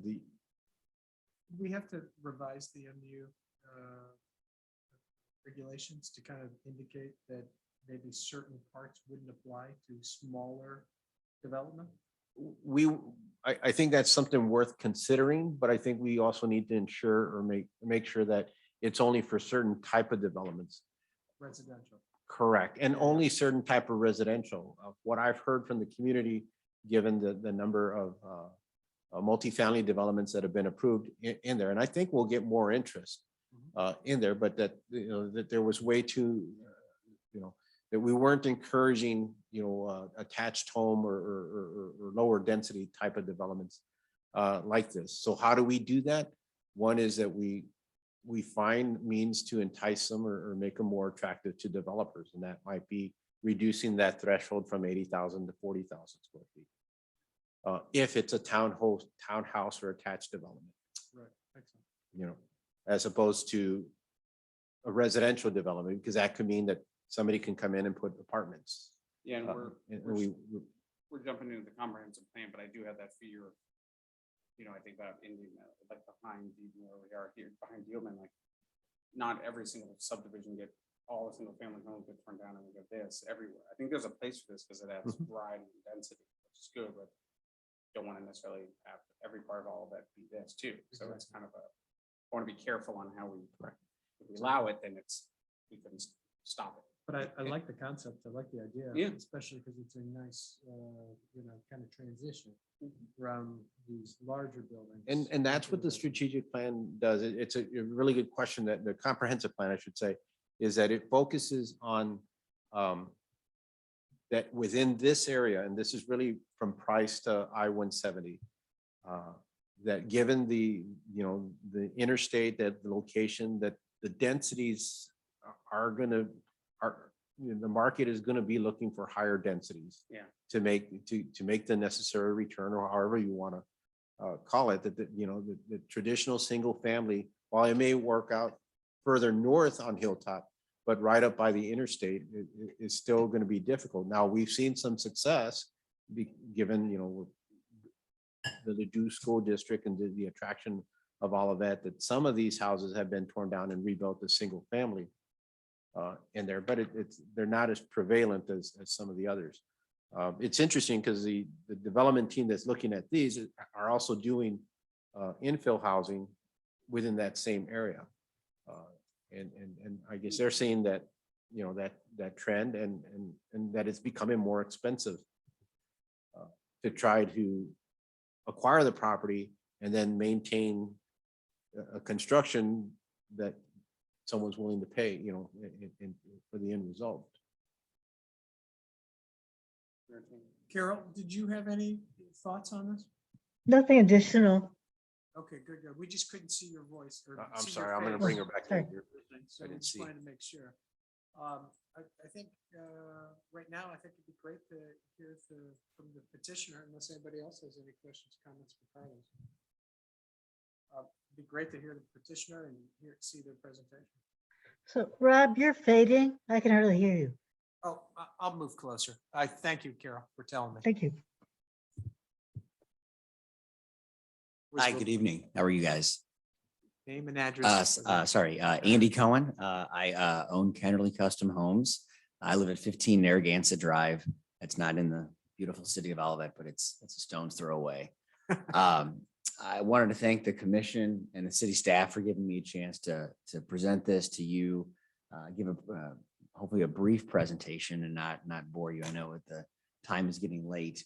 My architect, Jim Bolesky, is here. Jim's going to try to talk maybe a little about the architecture of the buildings, but I thought if you guys would prefer, I could talk a little bit about the site, kind of how it started, where we are at this iteration, and answer any questions I can.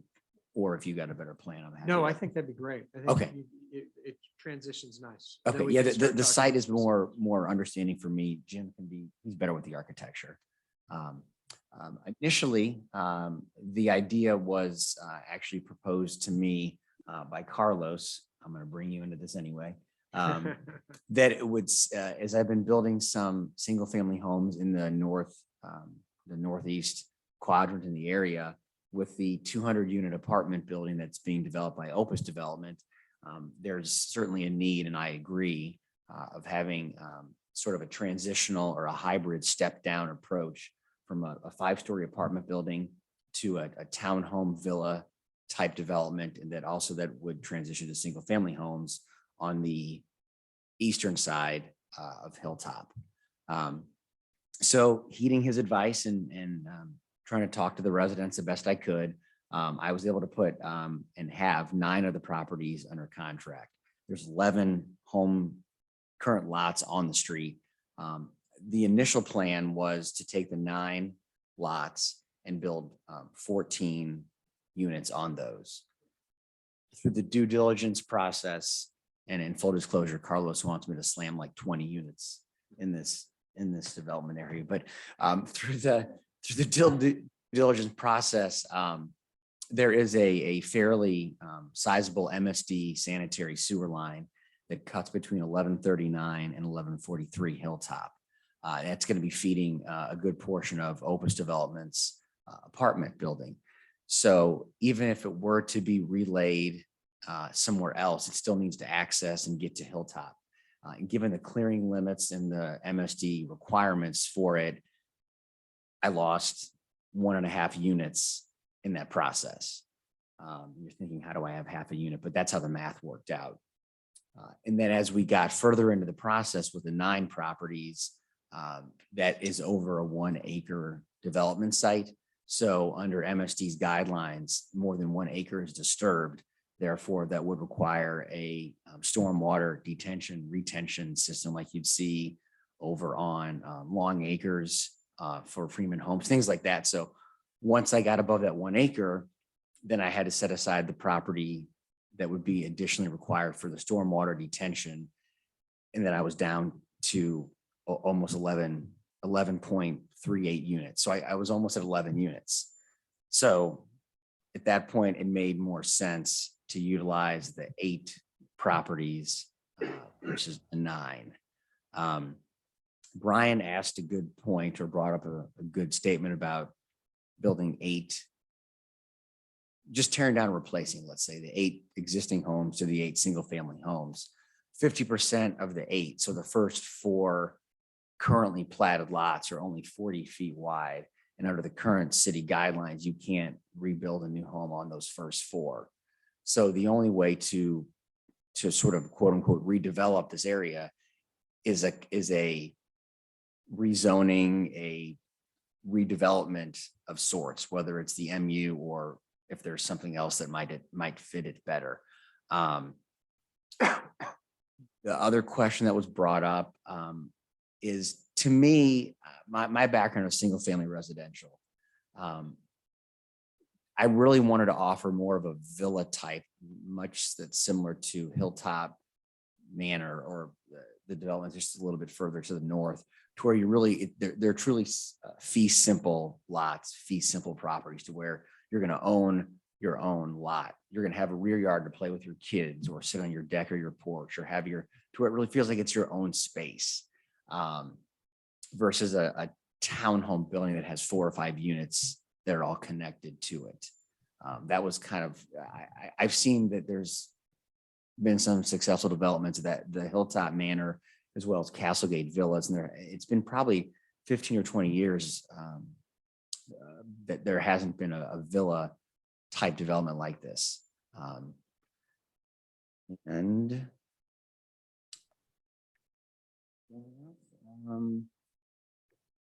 One of the things that I've discussed with Carlos to try to meet some of the zoning requirements for an MU district designation, and he talked about, providing an open space or common space. One of the suggestions I made to Carlos was the Opus Development is going to be putting a new sidewalk in on Alice, and I offered to, with the help of the city staff and Public Works, to put a new sidewalk in and connect their sidewalk to my development. Bear in mind, there are still 3 existing homes, but there's an easement or right of way that would allow me, I believe, to do that.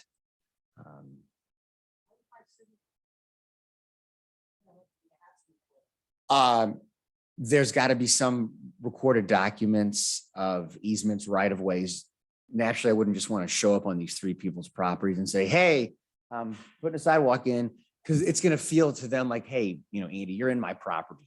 So when I say help, I'm not talking financial. I'm talking communication support. I'd like to do this. Can you help direct me how to do this? It's a great question.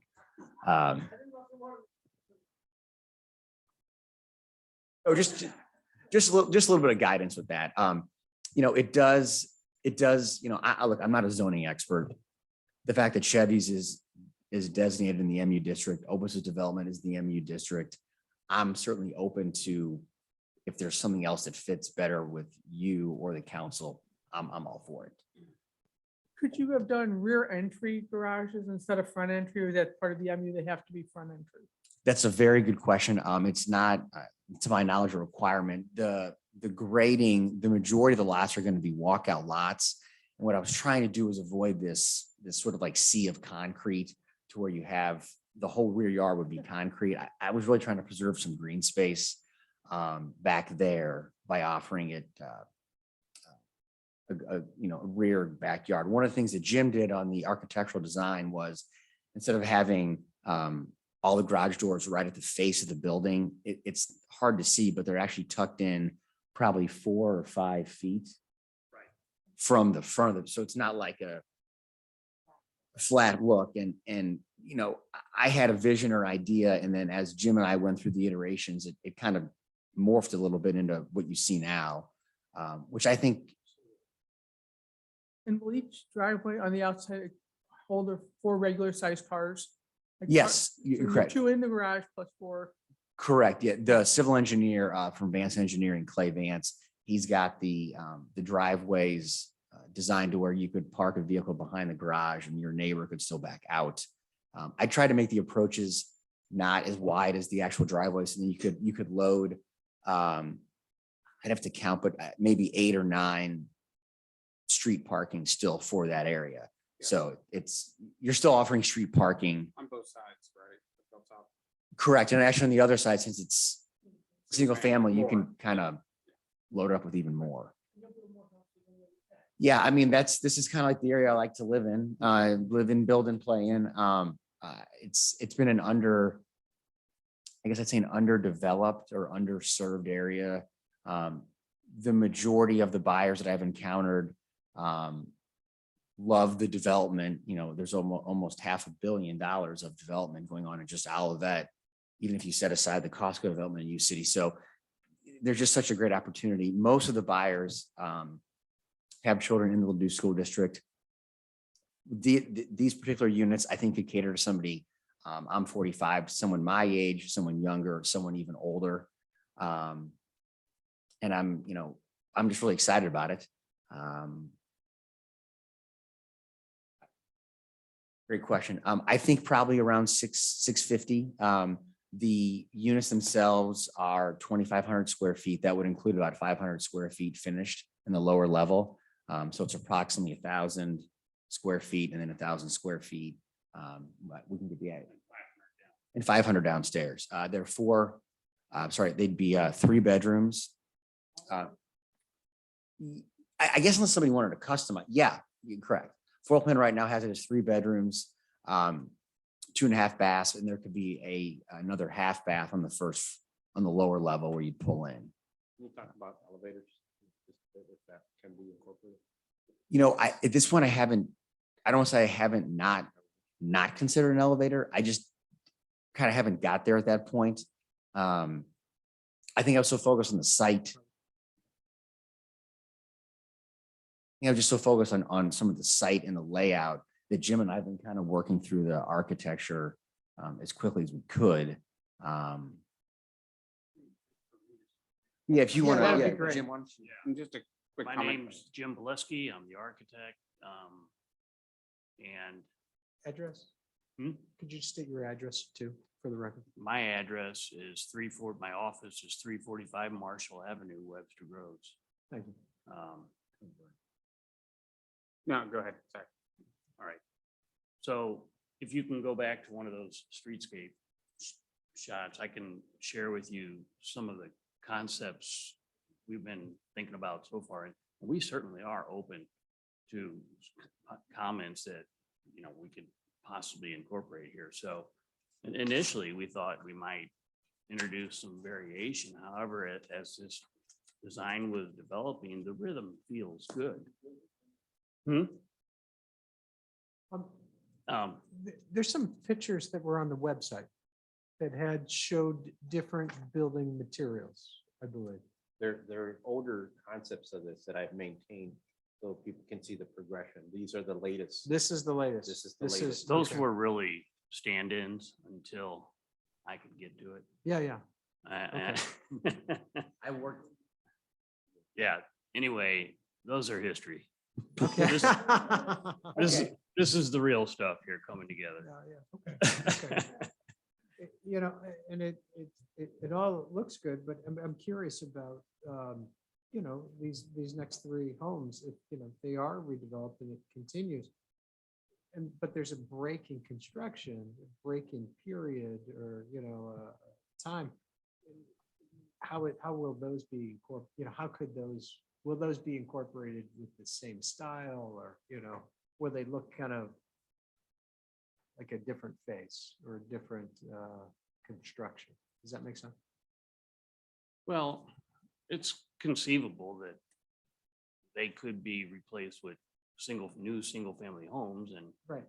And I know I've been doing homes in Olivet for many years now, and having some masonry incorporated into it and some lap siding. These are so common materials.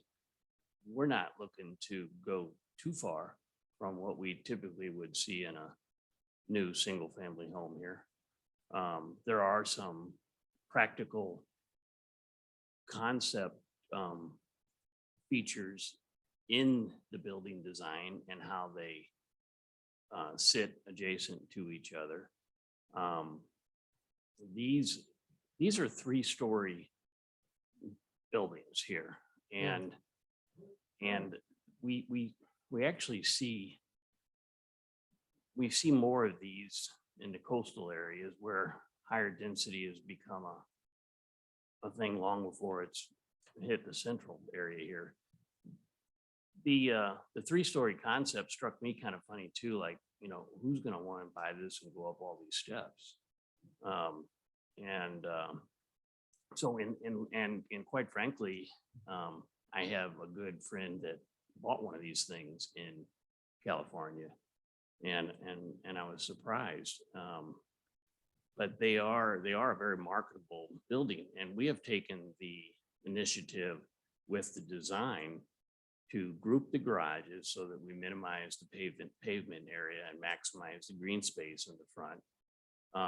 We've taken and put the entries on the flank on each side of the building, so that they're not right next to each other. And when one building abuts the other, there will at least be some 9 feet or so between the two, so that you could have some privacy. The other things that we've done here, we've gone up halfway to the first floor and have a covered porch out in front. And when you come in there, you'll have a common landing. It'll turn, you'll go up another 6 steps into the first floor living space. So it's not outrageous to think that this is a very functional plan. Or you can see on that first floor plan right there to the right, how you come in, you're on a landing, you can go up to that first floor, or you can take those steps down to the lower level in the back, which is a nice sized room back there. The first floor is laid out such that you got a living space in front, kitchen in the center, and another living space in the back. And these could be highly functional spaces given they're spread out a little bit. There'll be a deck off the back. There's a balcony in the front. When we go back to the front elevation, there are some characteristics. Go to the, if you go to one of them perspectives, yeah. So there's a lot of depth in this building, and you can see how the garage doors disappear when they're tucked in on some of those perspectives that we've got in there. But there's a lot of depth in this building from building to building. If you could show the straight on shot of the 8 buildings together or so. The buildings are such that they respect each other. They step down. The roof steps down, and it kind of softens the connection between the buildings. And obviously on the flanks, it'll do the same. We'll have to figure out what to do with that individual building, the 11th building up there. I've had thoughts. The entries are kind of set back a little bit. There's a shed roof above them. I've had thoughts of maybe introducing a gable on a few of them. At this point, I've had thoughts of coming in with different brick colors on the buildings.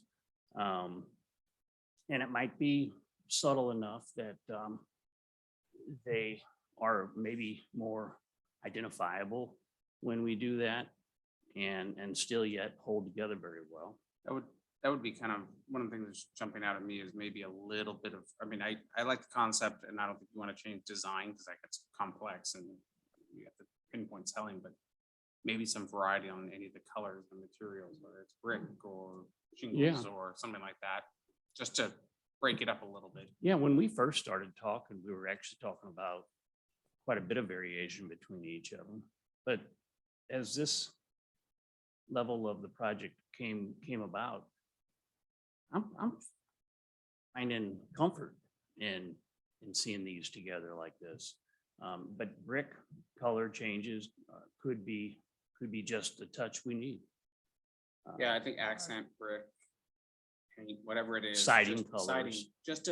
It's not changing, it's really just a change of it's same material, different color, you know, so just a thought.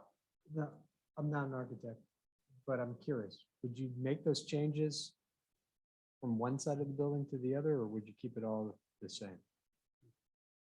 My gut feel is to keep it all like one building, to keep it all the same, Not a rainbow. but I'm not an architect, so. Some of those renderings I initially had, they have changed. Yes. After having had a chance to talk to some of the people in the community in the Olivet area and some of the commission members, I was trying to show diversity, but then I had 2 different materials on the front and saying, Yeah, it that's kind of got a little. Yeah, I would think one uniform. When you walk out of your house, it's a little weird. So we have 5 buildings and then we jump over the sewer easement. So like on like these 5 buildings, maybe 3 of them are one style and the 2 in between the outer ones are a different color brick and could incorporate maybe a different roof over the entry. Yeah, I think that's, I kind of like that. We don't have to get, we're not trying to get overly colorful, but I think if we took 2 of those buildings and well, let's see, there's 1, 2, 3, 4. Yeah, maybe 2 of them are like this and 2 of them are like that. And if you're not planning to continue with those, I mean, I don't know, how would you handle that last building? I mean, Well, it's wider yeah. and it's. Yeah, the lot itself and the building itself will be wider than the other. The other lots are, they're 26 feet wide each. I think there's an opportunity with that, with the single unit, that it's next to a single family residential home to, it does offer a little bit of relief for transition from a lot of 2 family buildings. The end unit, in my opinion, needs to have more, I don't know if I'd say architectural detail, but it needs to On have the some, side. pardon me, Like on the side. on the side, Okay. I don't know if it's windows. I don't know if it's some kind of other, millwork detail, but something to where it looks different than the others because it is going to be next to a residential home. Right. Well, the massing could change Right. a little bit. I mean, maybe the way we handle that 3rd floor is a little different. Maybe we really start to think about using that unit to bridge the transition through the units that you're seeing and the single family. Yeah, I like that idea. Dan, I'm gonna weigh on you, see what your thoughts are. Yeah, I mean, I do. I just think, well, a few things. One, typically I usually have an aversion to symmetrical designs, but I think in this case, since it's repetitive, and actually, I think it works very well. I like how you've got Thank you. the on the driveway. I think even if you want, they're big enough to where if they didn't want to back out into the street, there's enough room to kind of use the neighbor's driveway and turn around. I kind of like that too. But as far as the lots to the north, I mean, right, if we knew that those were going to stay perpetually single family, right, we would want to address it and mass it accordingly. But how do we know what's going to happen there? You said you own that. So the third, the southernmost, that one, right? Thanks, Carlos. I am not. Mark Rubin owns 4M Properties. He's actually sitting right here. I still am the owner under contract of that lot. So it's not that I wouldn't want to have included it. It's that through the iterations of what I could put on the site for the density purposes, I couldn't get another. I would love to be able to get another unit. One of the things that I discovered throughout the process, initially, Jim and I, when we had more units, we only had 5 feet between each of the 2 unit buildings. And after talking to some of the commission members and just some of the people in the Alva community, I got a lot of resistance with, Andy, you say 5 feet, but when the roof overhangs, it was going to be about 2.5 feet. It's like, a carpet square and a half. So by making the distance 9 feet between each of the buildings, almost 10, that was another rub with why I got down to the 11. I have talked to the 2 owners of the other 2 properties. The adjacent one, 2 from the corner, is adamant they will not sell. I couldn't even get to a point of a price. Correct. Yes. They own it. Their son, I believe, is renting it or I couldn't. It was like I was like I couldn't. Well, right. I understand. Right. There's nothing you can do about that. But the one you do own, what? Because you own that house. It's there right now. What are you gonna do with that while everything else is getting developed? It could stay as the existing home that's there. It could be redeveloped into a single family home at some point. I don't have a plan today to incorporate that into the 11 unit, 8 lot development. You might be able to do an interesting transition between. Yeah, using those because two. there is an opportunity. I believe there still is an opportunity to do something on a new development, but not with the Okay. not attaching. Not, Yeah, and understand too, you know, that home. He's talking about 15, you know, about 59? The No, one that you have, that you also. 59. Yeah, on 59. You know, if that home were to be redeveloped, that will be coming before the commission for community design review. And you would be assessing it, you know, not just to the existing single family homes to the north, which are these 1-story bungalow type, but also with the, you know, 2 to 3 story attached homes on the south, you know, so that we would be looking for that transition, Yeah, just makes like we would be looking at lot 11 here, kind of starting that transition. What this does is, again, I mean, we really pushed for the full block. I mean, that first and foremost made the most sense. And the 2 properties at the very end, based on what from the petitioner, you know, had no interest to sell, and frankly, the city has no interest to take. You know, so we go to the next step, and so they started looking at the 9 properties in there, and then they found out about the MSD criteria, that if they did all 9, then they would have to provide on-site detention, and that changes the metrics and the, you know, the cost in this project. And you know, that's why higher density can do those type of things. Mr. Cohen's property across the street, it's got the same density. It's 35 units on 3 acres, so that's 12, you know, 11 to 12 units per acre. This is 1 acre and they're proposing 11 units, but the difference is, you know, he's got more area, and he can make, he has a greater opportunity to get a return to make up for those type of detention costs and things that come into there.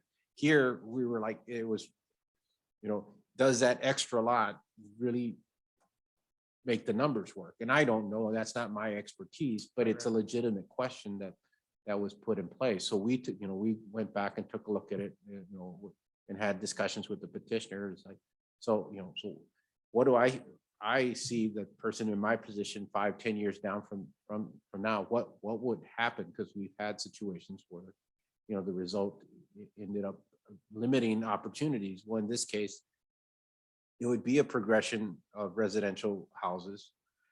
Each one of these would maintain their ability to tear down and rebuild, just like they currently have now. So nothing of that would be taken away. The other situation I talked about behind the mobile, they can't do that. You know, they have, they're legal, what we call legal non-conforming. In this case, they would be conforming properties. They could, at one point, you know, down the road, become a 3-lot development and then mimic the same rhythm that was done down here. You know, and maybe lot 11 could be incorporated into the mix, you know, given the right criteria, or, you know, that there's just that one adjustment. And yeah, there is one house in Hilltop Manor that is a single family detached house, and all the others are attached. And as you drive through there, you really don't pick it up, and it's tucked in the corner of the cul-de-sac.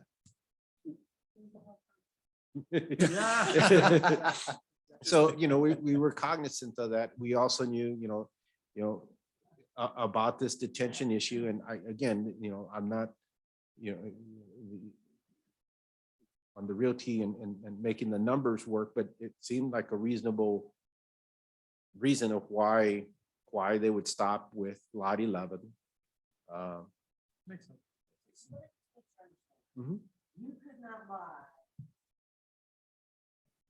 property because it would then put you in that parameter of what is expected of MSD. They can buy it I They can just just, can't make it part of this development.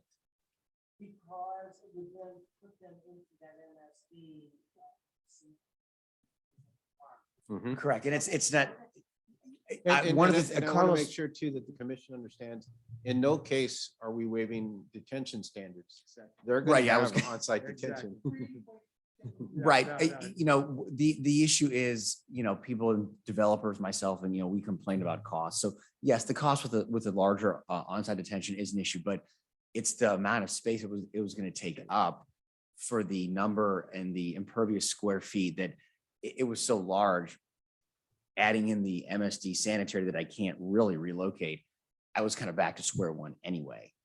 So you can do the individual. Correct. detention So when I systems. would come before you at the last step of the PCDC process, it would be like a single family residential home. There'll be a stormwater detention basin that you'd see in the site plan.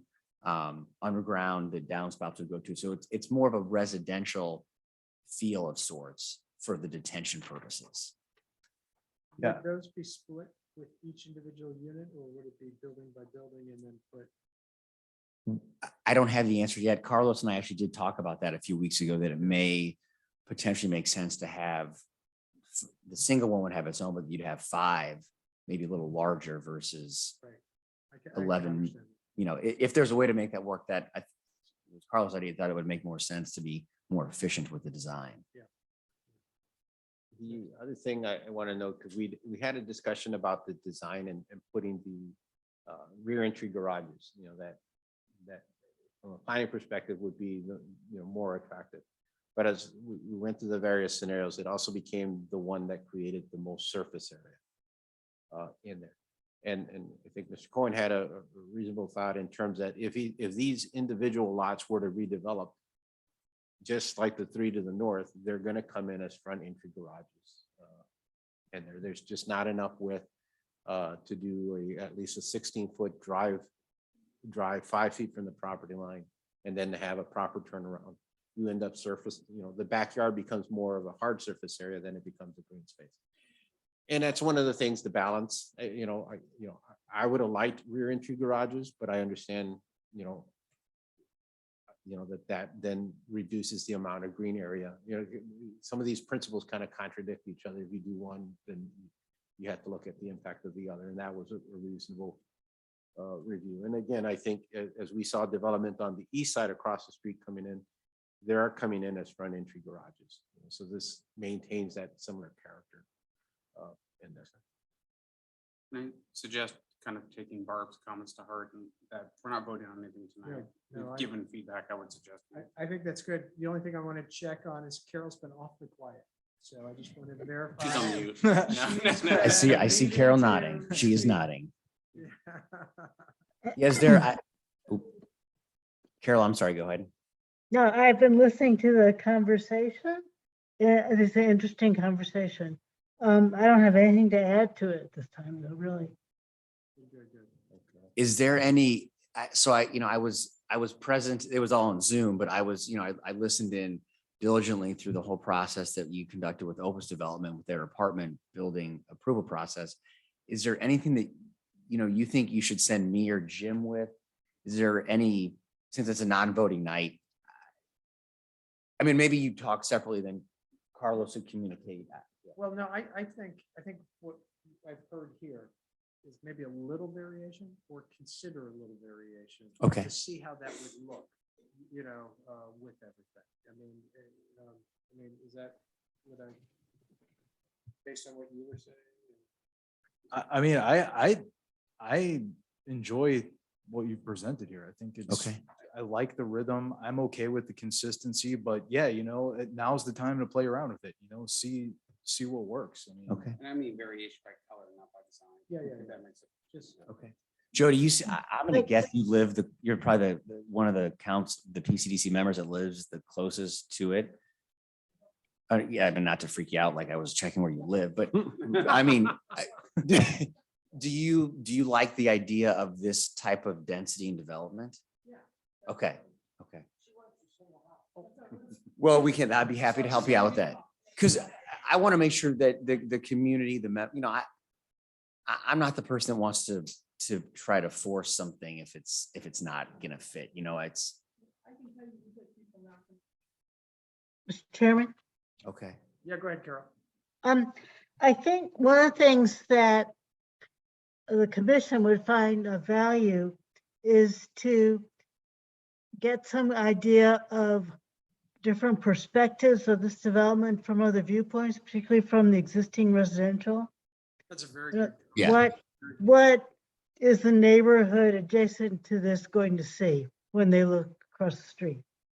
Especially the neighbor, you know, the adjacent, you know, single family. Carol, you're 100% correct. We didn't get to that point yet, but I agree. You're 100%. I agree. Right, I think you will be, Yes. you know, getting to that, and I think it's one of the things I'd like to see in the I agree, future. yes. Be interesting to see the perspective with Opus behind it. too. Yes. You know, if that's possible. We can definitely, I can get some of their information. We can kind of marry something up to see how that would look. One other quick question, the brick structures that are kind of in between each of the garages. Is there anything functional about those, or is that just more architectural? It's a chimney. Chimney, okay, so. It is. Will it be a chimney on, like, on the porch? Or, When I look at the plan, then look at See, I told you it didn't was the chimney's here, No, the fireplace. but they were like the- Chimney's out there. Oh, because There's- it's a direct vent. It's gonna have, that's right. It would have, the pipe would elbow over and then go, it would drop in the floor system, and then go up. You're right. Do you know what No, you're it's doing? functional. Just put an outdoor. It's a nice element, nice element. Yes. Well, the rhythm is strengthened. That piece in the middle is 4 feet wide, and then it's broken with a little bit of recessed brick right there. So you end up with these 2-foot wide modules that are repeated on each side of the garage and then on the other side of the entry. So that's how the rhythm starts. That's why it looks good. And then the facade itself, that tall piece in the middle is connected to, is flush with the brick over the garage door. And it's also flush with the first pillar next to the entry. And that's a nice shape that sets the front. And then there's all this depth. It kind of fell into place. Yeah, it looks good. It does. It's all you, buddy. Yeah. And it keeps both areas very nice and, but you know, each unit by themselves is their own unit. Right. It You feels know? more private when you're out on that front. Sure. Carlos had it sort of reversed, but I would prefer, I was planning to start at the north. So that would be the single building and 1 2-unit building. It didn't seem to make sense to tear everything down at once and have just all this vacant land to do it in phases. I don't think Carlos and I were discussing approving it in phases. He and I were just talking about what to do, and it happens to line up to where you've got of the 8 properties, of the 8 houses, it would be it would then translate back out to 3 units, 4 units, and 4 units to where you get to the 11. So 3, then 4, and then 4. As far as like a quote unquote phase.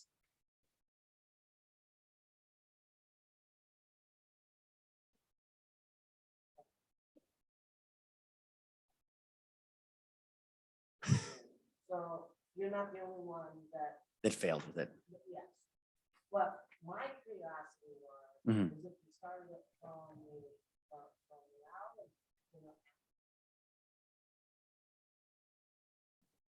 You know, would be that.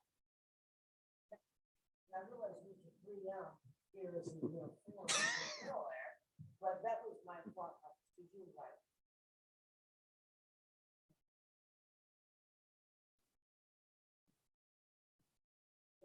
I mean, he wouldn't even say, give me $500,000. He wouldn't even give me a number. The person on the corner. So that's why I was. But does it eventually, and then. Or do I start up north because then maybe they see the construction happening so much right there, then like, oh, you know what? I'm gonna call Andy. I want to sell. Well, we're good. Mark and I can work that one out. All right, well, thank you very much. You're welcome. I appreciate all your. Chairman, the one thing I would note, because we are in the conceptual design, is again, the public space and the streetscape. And we'll talk with Andy more about that. But, you know, the expectation in the MU district is, you know, if a public space, you know, the public space can be in the right of way, but that right of way should be a little bit more dynamic, consistent with our strategic, our comprehensive plan.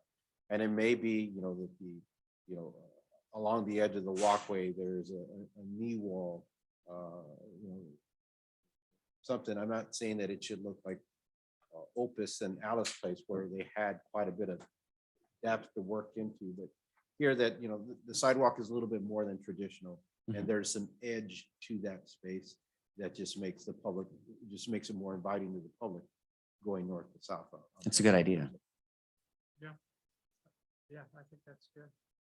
I'm less concerned, not that I don't love the idea of public space, but it's a short street relative and the single family home there isn't public space now.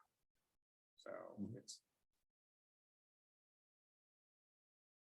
A good point. But I think you know, if you could somehow incorporate it. If I'm gonna be Great. there, do something that's gonna be Want to get really complimentary. crazy and talk to the Opus group and build something together? That's not a bad idea. A little park, a little pocket park. Well, and that could be what happens. Yes. I was And actually then you thinking. join Chevy, with them and the you're Chevys, well in the MU right down. district anyway. Yeah, exactly. We'll hold hands and it'll be Exactly. sing Hold hands and kumbaya. kumbaya. Right, thank you. Thank you, guys. I appreciate you. your time tonight. Appreciate I know it was a late one, so thanks for letting me No, thanks. present this. Thanks, Don. Okay, I think we're gonna move on to item B, Olive Crossing PTD development. This is more of a procedural thing. There is an easement that hasn't been vacated on the Olive Crossing development. It's a 5-foot wide easement that kind of went around the property, the older properties on Locust that don't exist anymore. And the petition before you is to vacate that. So you guys recommend to the council makes the final decision, and then the city signs off and vacates the easement. And we're asking for the commission to consider this motion. If there's any questions, I'd be glad to answer. I looked it over. I didn't have any questions. Anybody here? Carol, did you have any questions about it? I have no questions. I'm ready to make the motion. That'd be great, Carol. A motion to forward to the city council a recommendation to approve an easement vacation plat as illustrated in the petition application presented before the commission on April 21st, 2022. Second, Second. motion's been made by Carol Wagner and seconded by Daniel Rosenberg. Carlos, you Bear with me 1 second. I have to get okay? the camera for me. All right, here we go. Commissioner Rosenberg, Approved. Commissioner Lewis, Approved. Commissioner Rich, Approved. Commissioner Wagner, Approved. Chairman Dragell. Approved. The motion passes unanimously, and that will be forwarded to the city council at the next scheduled meeting. Good, good. So then we'll move on to discussion items, Olivet Office Park, proposed residential component. Correct. And Chairman, I had asked if there would be an opportunity to do just a short presentation regarding a proposed development on Olive Boulevard. Also a townhouse concept. Right off on Olive, I believe it's a 9300 block. So directly across Mobile, there is the current Alzheimer's office building facility. Then there's a 2-story office building, and then an existing parking lot that exists in the rear. Petitioners proposing to convert the parking lot and add 14 townhouses and make that kind of a mixed-use development. Here, the development would be under the COR district. So the properties where the office buildings are zoned commercial office retail. Residential is a permitted use, but it's through a special permit process in there. Funny thing that the existing site grounds of the parking lot have a current special permit that authorize a parking lot within that residential cluster. So here we've been working with a petitioner as they put together their site design and concept, trying to ensure that they were cognizant of creating a little residential niche in that area and how they address some of those residential properties. And of course, they're also looking at the design on circulation, design types and all that. So I'll let Mr. Crum, if you have a quick, introduce you to Mr. Crum, who would be leading on the development, and his wife regarding that. They are the current owners of the property, and they also have their offices. Yes, I think it's Sure. interesting that the. Sir, if you don't mind, if you could just state your name and address for the record. Prom, Thank 1123 Basswood. I'm also a resident of all of it. Fantastic. And then Longview also. And we've been thinking about this for some time now. And like the idea of basically a kind of a live, work, play development with the office buildings and with the residential buildings. And that it's kind of a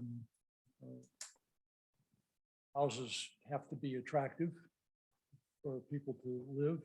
And what's interesting is that the two Cohens, Doug Cohen and Andy Cohen, have developed a kind of a similar type of unit, about 2,500 square feet, which is where we are independently. We arrived at that and I said, holy cow, this makes sense.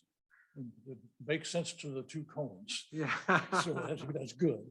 And so it's about 2,500 square feet. I think we have about 400 square feet on the main, the garage level.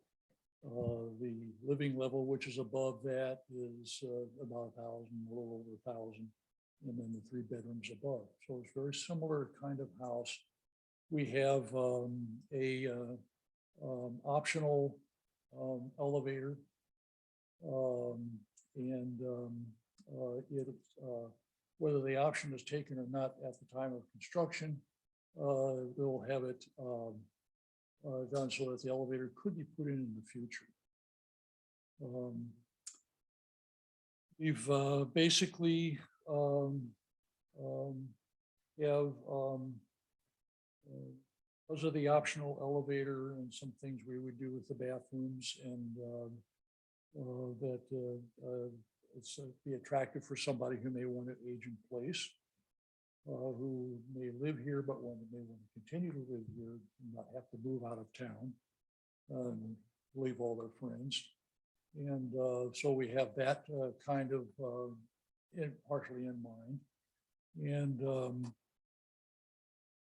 then for people who, because of the basement space, you could have basically a live,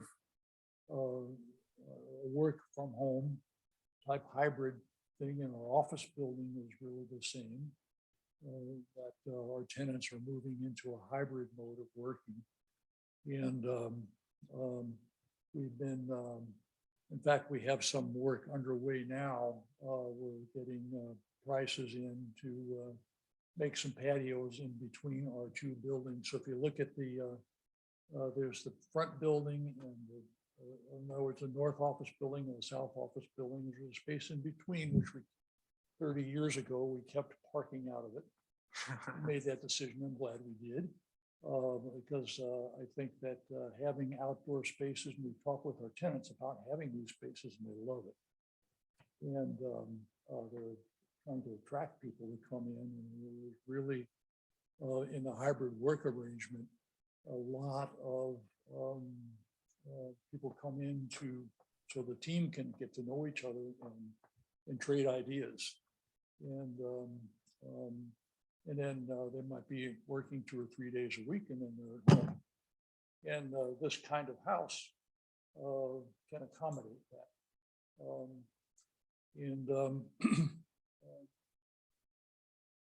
Major point is the site. The site is, we've had it for 30 years. We built our first building 30 years ago, some of the same people. And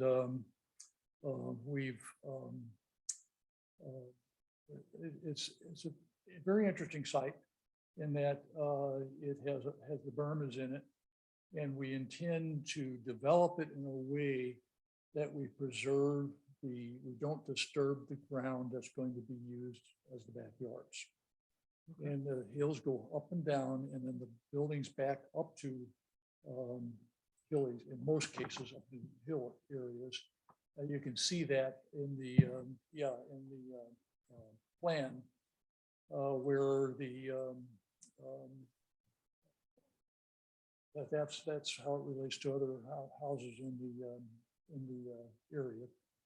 But on the plan, they back up to that berm, for instance, and so that the main level, the level above the garage, has a patio rather than a deck. Yeah, it's facing trees. It's not facing some other building. So it's like a backyard. And it's like a miniature house in a way, like a real miniature house. And we have the same, I think, Andy Cohn basically is going up steps, outside a little bit, and then inside, and we're doing the same thing independently. We thought about that. And we're much encouraged, and none of these developments are so huge, I don't think that's just going to saturate the market.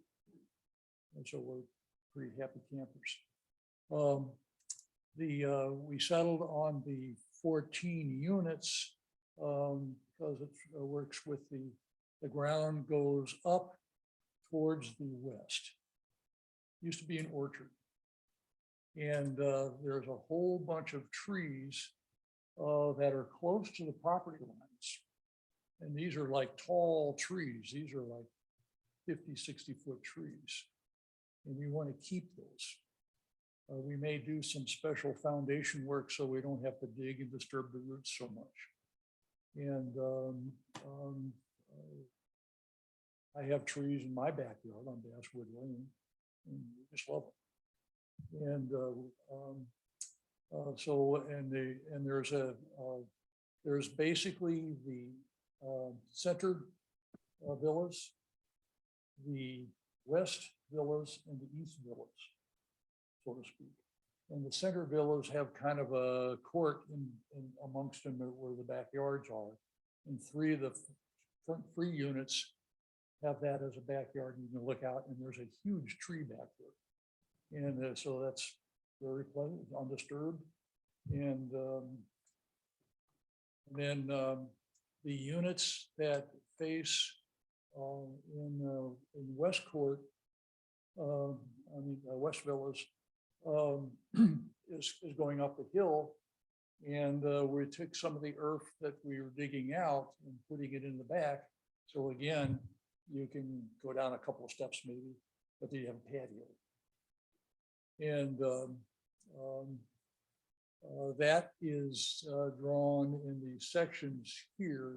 So West Court is the top one. West Villas is the top one. Center Villas is the middle one. And then East Villas is the bottom one. And West Villas has the most, the neighbors have large backyards, 80 or 90 feet, and they slope up. And we basically would take ours in a 10-foot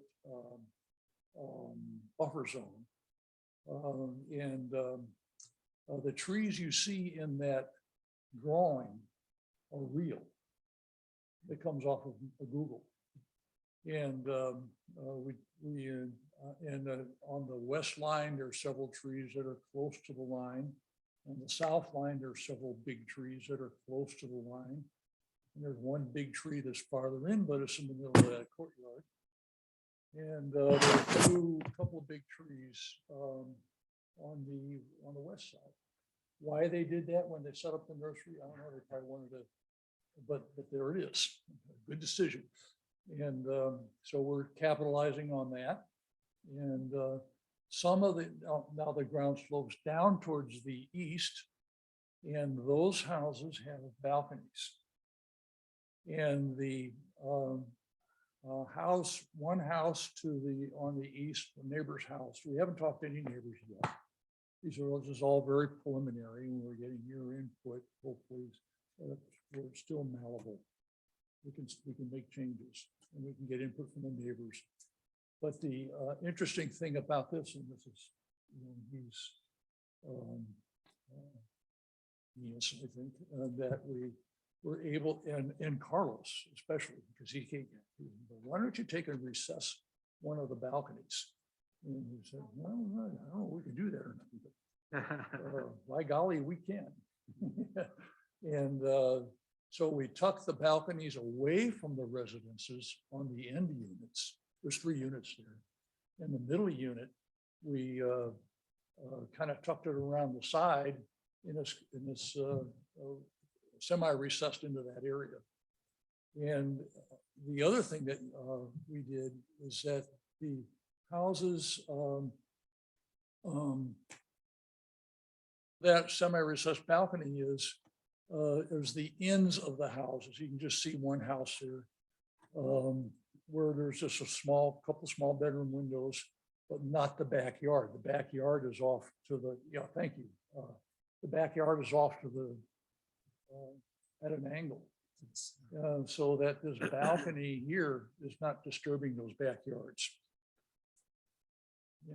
That's good for both of us. That's good for the neighbors and it's good for us. Right. What was this parking lot before? I mean, it was a parking lot. But was it being used by the building? Yes, yes, sir. So the parking is, we're not, there's 4 rows of parking, 2 drives and 4 rows. And we're to southern row, we're kind of changing in that we're kind of wrapping it around a little bit. Okay. And each of the houses, again, like the other 2 developments, have 2-car garages. We thought about building 1-car garages and said, no, that's not going to work because you have a husband and wife, and one of them will be parking in the parking lot. We don't want that. Right. We don't mind guest parking because it's synergy. It's because guests are usually in at the evening, and so it's a workable situation. And we see parking. Yeah, that's what exists.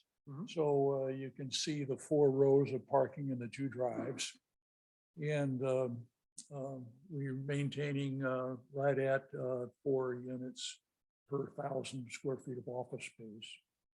And then the houses each have their garages. And they have parking nearby where when they do have guests, the guests have no problem parking. Great. Okay. This looks like a really nice development. Are there any other comments from us? What do you guys think? A nice oasis. Yeah, go ahead, Carol. Yes, I'd be interested to see the design of the individual units. As we go Yes. forward. I mean, right now they appear to be kind of blocked out, Yes. which is great, but I'd like to have some idea of what kind of designs you're thinking of for each of the units. Yes, we've purposely did that. We've kind of held back a little bit. And we want to have some floor plans because we want to know that it's feasible to be putting these housing in and using them, and they're attractive places to live. And you can see in the plans here, this is East Villas, is it? Yes.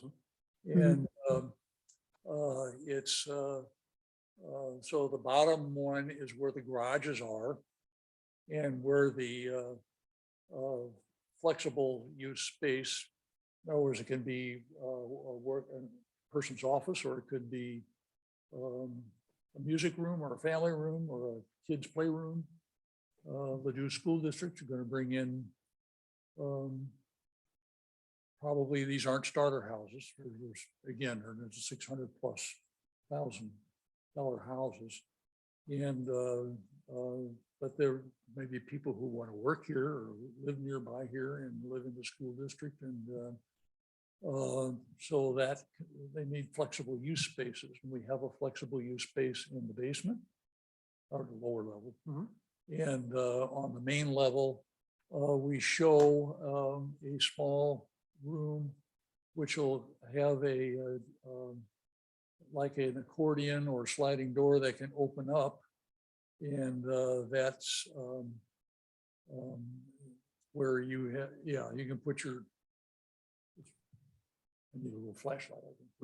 But it's basically a room it can be multi-use. You could have a little office there, or you could, if this is an older couple, they might have a bedroom there, for instance. There's a bathroom next to it. And other than the kitchen and the dining and the living and the patio, not just a deck, but 10 of the units have patios, not decks. Right, right. And most of the remaining 4, at least 2 of them have both. They have a deck and they have a couple of patios. Yeah, Carol has a Oh, question. sorry. Go ahead, Carol. Go ahead. Sure, it sounds like you've given the market in the design of the interiors of these units a lot of thought. And I think that's to be commended. I think from our perspective, at this point, we're more concerned about the exterior, the designs, how these units are going to interact with the rest of the neighborhood around it, how it's going to interact with the community at large.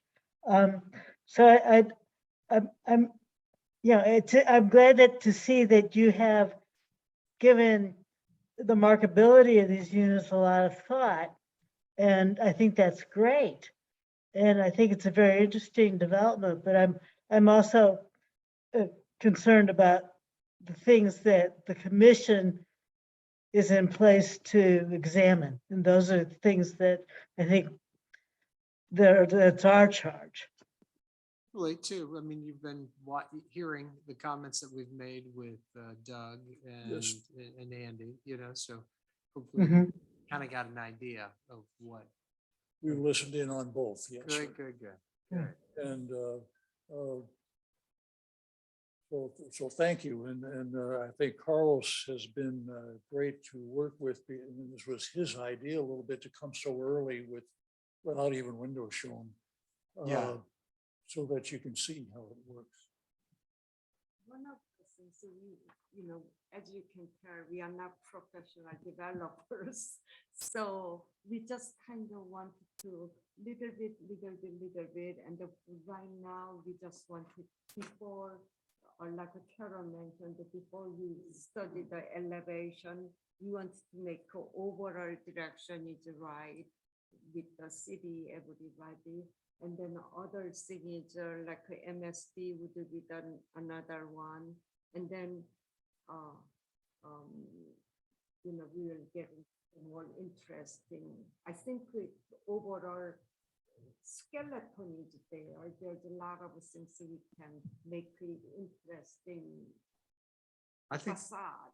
I think the overall concept makes a lot of sense. And, based on what I'm seeing here, Carlos, was there any concerns that you wanted There to are get? two things, and of course, we look at it more from a broader in there. And I heard I think Commissioner Lewis, you had noted like the Oasis in there, which I think this is a very nice depiction of it, but it has to be connected. That's one of the pillars of our comprehensive plan. And we've talked with them about, you should be able to, the residents that would be in these townhouses should be able to get to Olive Boulevard in a defined pathway that's separate from the vehicle traffic. So there needs to be some connectivity, and they're looking at that. We're in that early stage, but we talked about that. The other thing is the opportunity to kind of incorporate with the adjacent parking lot that's tucked in there on there. And it's interesting because when I first came here, our parking requirements were higher than St. Louis counties, which were considered high. And it's reflective in these two Google shots. They have more than ample parking within their development. And then you look at the neighboring building, which has a very good occupancy. It's not that these things are vacant. They're well occupied buildings, but it's a lot of parking. Right. And if there are opportunities to kind of integrate the parking, this is one of the circulation points on Olive that's bad. You have Apple Tree, Mobile, this office the office building complex and the office building next door, all concentrated there, and to look at opportunities of how we can improve it. And it's hard. I mean, they can't take that whole on themselves, but to make sure that if something happens to the neighboring property or so that there's flexibility in the plan. So we may look at easements or look at some other collaboration efforts to try to integrate these and improve access on both. So those are some things that we had talked about. And then, you know, they focused a lot on the design and being considerate on like how many units you see on the west is based on how far the residential houses are off of Dillman, as opposed to the 3 units on the east, in which Llewellyn is a lot closer to that. And then in the configuration with the one house on the south, you can see how they kind of U-shape. And we're very sensitive, not just with the topography, but how this is going to interact with the surroundings. So it's been great to work with them. Again, the next process is here, unlike the MU district where we have a phase opportunity, the next process, this is zoned commercial office retail. Actually, they will be seeking a rezoning and a special permit to authorize the townhouse development. We've talked about reaching out to the neighboring properties, being preemptive in there and soliciting support on those. And, you know, anytime you do a rezoning, it doesn't matter what it is, but it's always a cause of concern for adjacent properties. So, you know, that they start that engagement process early on, and then they'll be coming, the next approach to the commission will be a formal application to rezone. You know, and at that point you get a conceptual development plan that goes a little bit more further than this, but it's not your final, you know, your final permit set. Well, thank you very much for coming in. We appreciate it. Okay. Thank you guys. And we are in the process of designing that, working with people to design the patios and so forth in between the 2 buildings. That includes sidewalk, by the way. Yeah. Good. No, that'd be great. So that you have people walking up that sidewalk, residents walking up that sidewalk, almost like a small town. Yeah. Thank you. Yeah, you've Okay. had a rough, guys. We do. We got to keep moving. You So need overtime pay. yeah. Well, other business, I think we're going to try to move a little fast because Right. there's no meeting There are minutes. no meeting minutes. Real quickly on the reports, and these are all posted on our website. But interest, you know, we're going through the bulk trash removal right now for this week. Tomorrow's our last day. There is a native plant sale and a shredding event. No, it's a prescription drug take back taking place here at the community center or the city center on April 30th. And here's some other items of interest. I won't go through all the updates on each of the projects. Everything's coming pretty neat. It's really cool to see all this sidewalk work going on Olive, but of course, traffic wise, it does cause a lot of delay, but you know, things are coming around and it's great. Here are some shots that we posted on our Facebook page regarding Olive Crossing. I think they're just great to share with the commission. This is the detention area that they're building right here. This is the footings of the garage, and you can see a little bit of the residential building, but you can see you know, the wall, the buffer, the tree line, and things that I think have gone okay so far. You know, they're not, you know, absolutely perfect, but we were cognizant of making sure that things, you know, flowed well. Here again is that detention area that there's going to be a parking lot above that, the commercial buildings on the sides, but you can see a little bit more of the garage and the apartment building, and then the retaining wall looking towards U City. Here is looking westward towards the Shop Surprise Crossing. I took this, had this again because you can see the wall, the buffer, the tree lines, just to kind of reflect, you know, we were cognizant of and sensitive to some of the issues of the adjacent single-family residential homes. Here's a straight aerial looking down at that detention area, Olive being I believe, right up here on the top hand. And then here again is a view of that wall, that buffer, and then the activities going on. So it's pretty exciting to see that come around. So a lot of activity. Very exciting. That looks great. I like the color. You know, that. That's pretty bright. Yeah. All right, What's that? It is, there are these plastic pipes that, no. It almost looks like a farming, you know, a cultivated area. They do the plantings, yeah. yeah. Missy?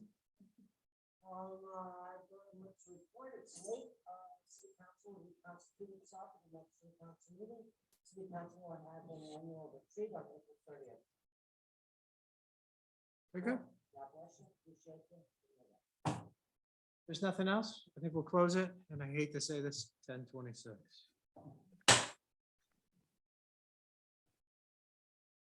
I'm stopping the recording.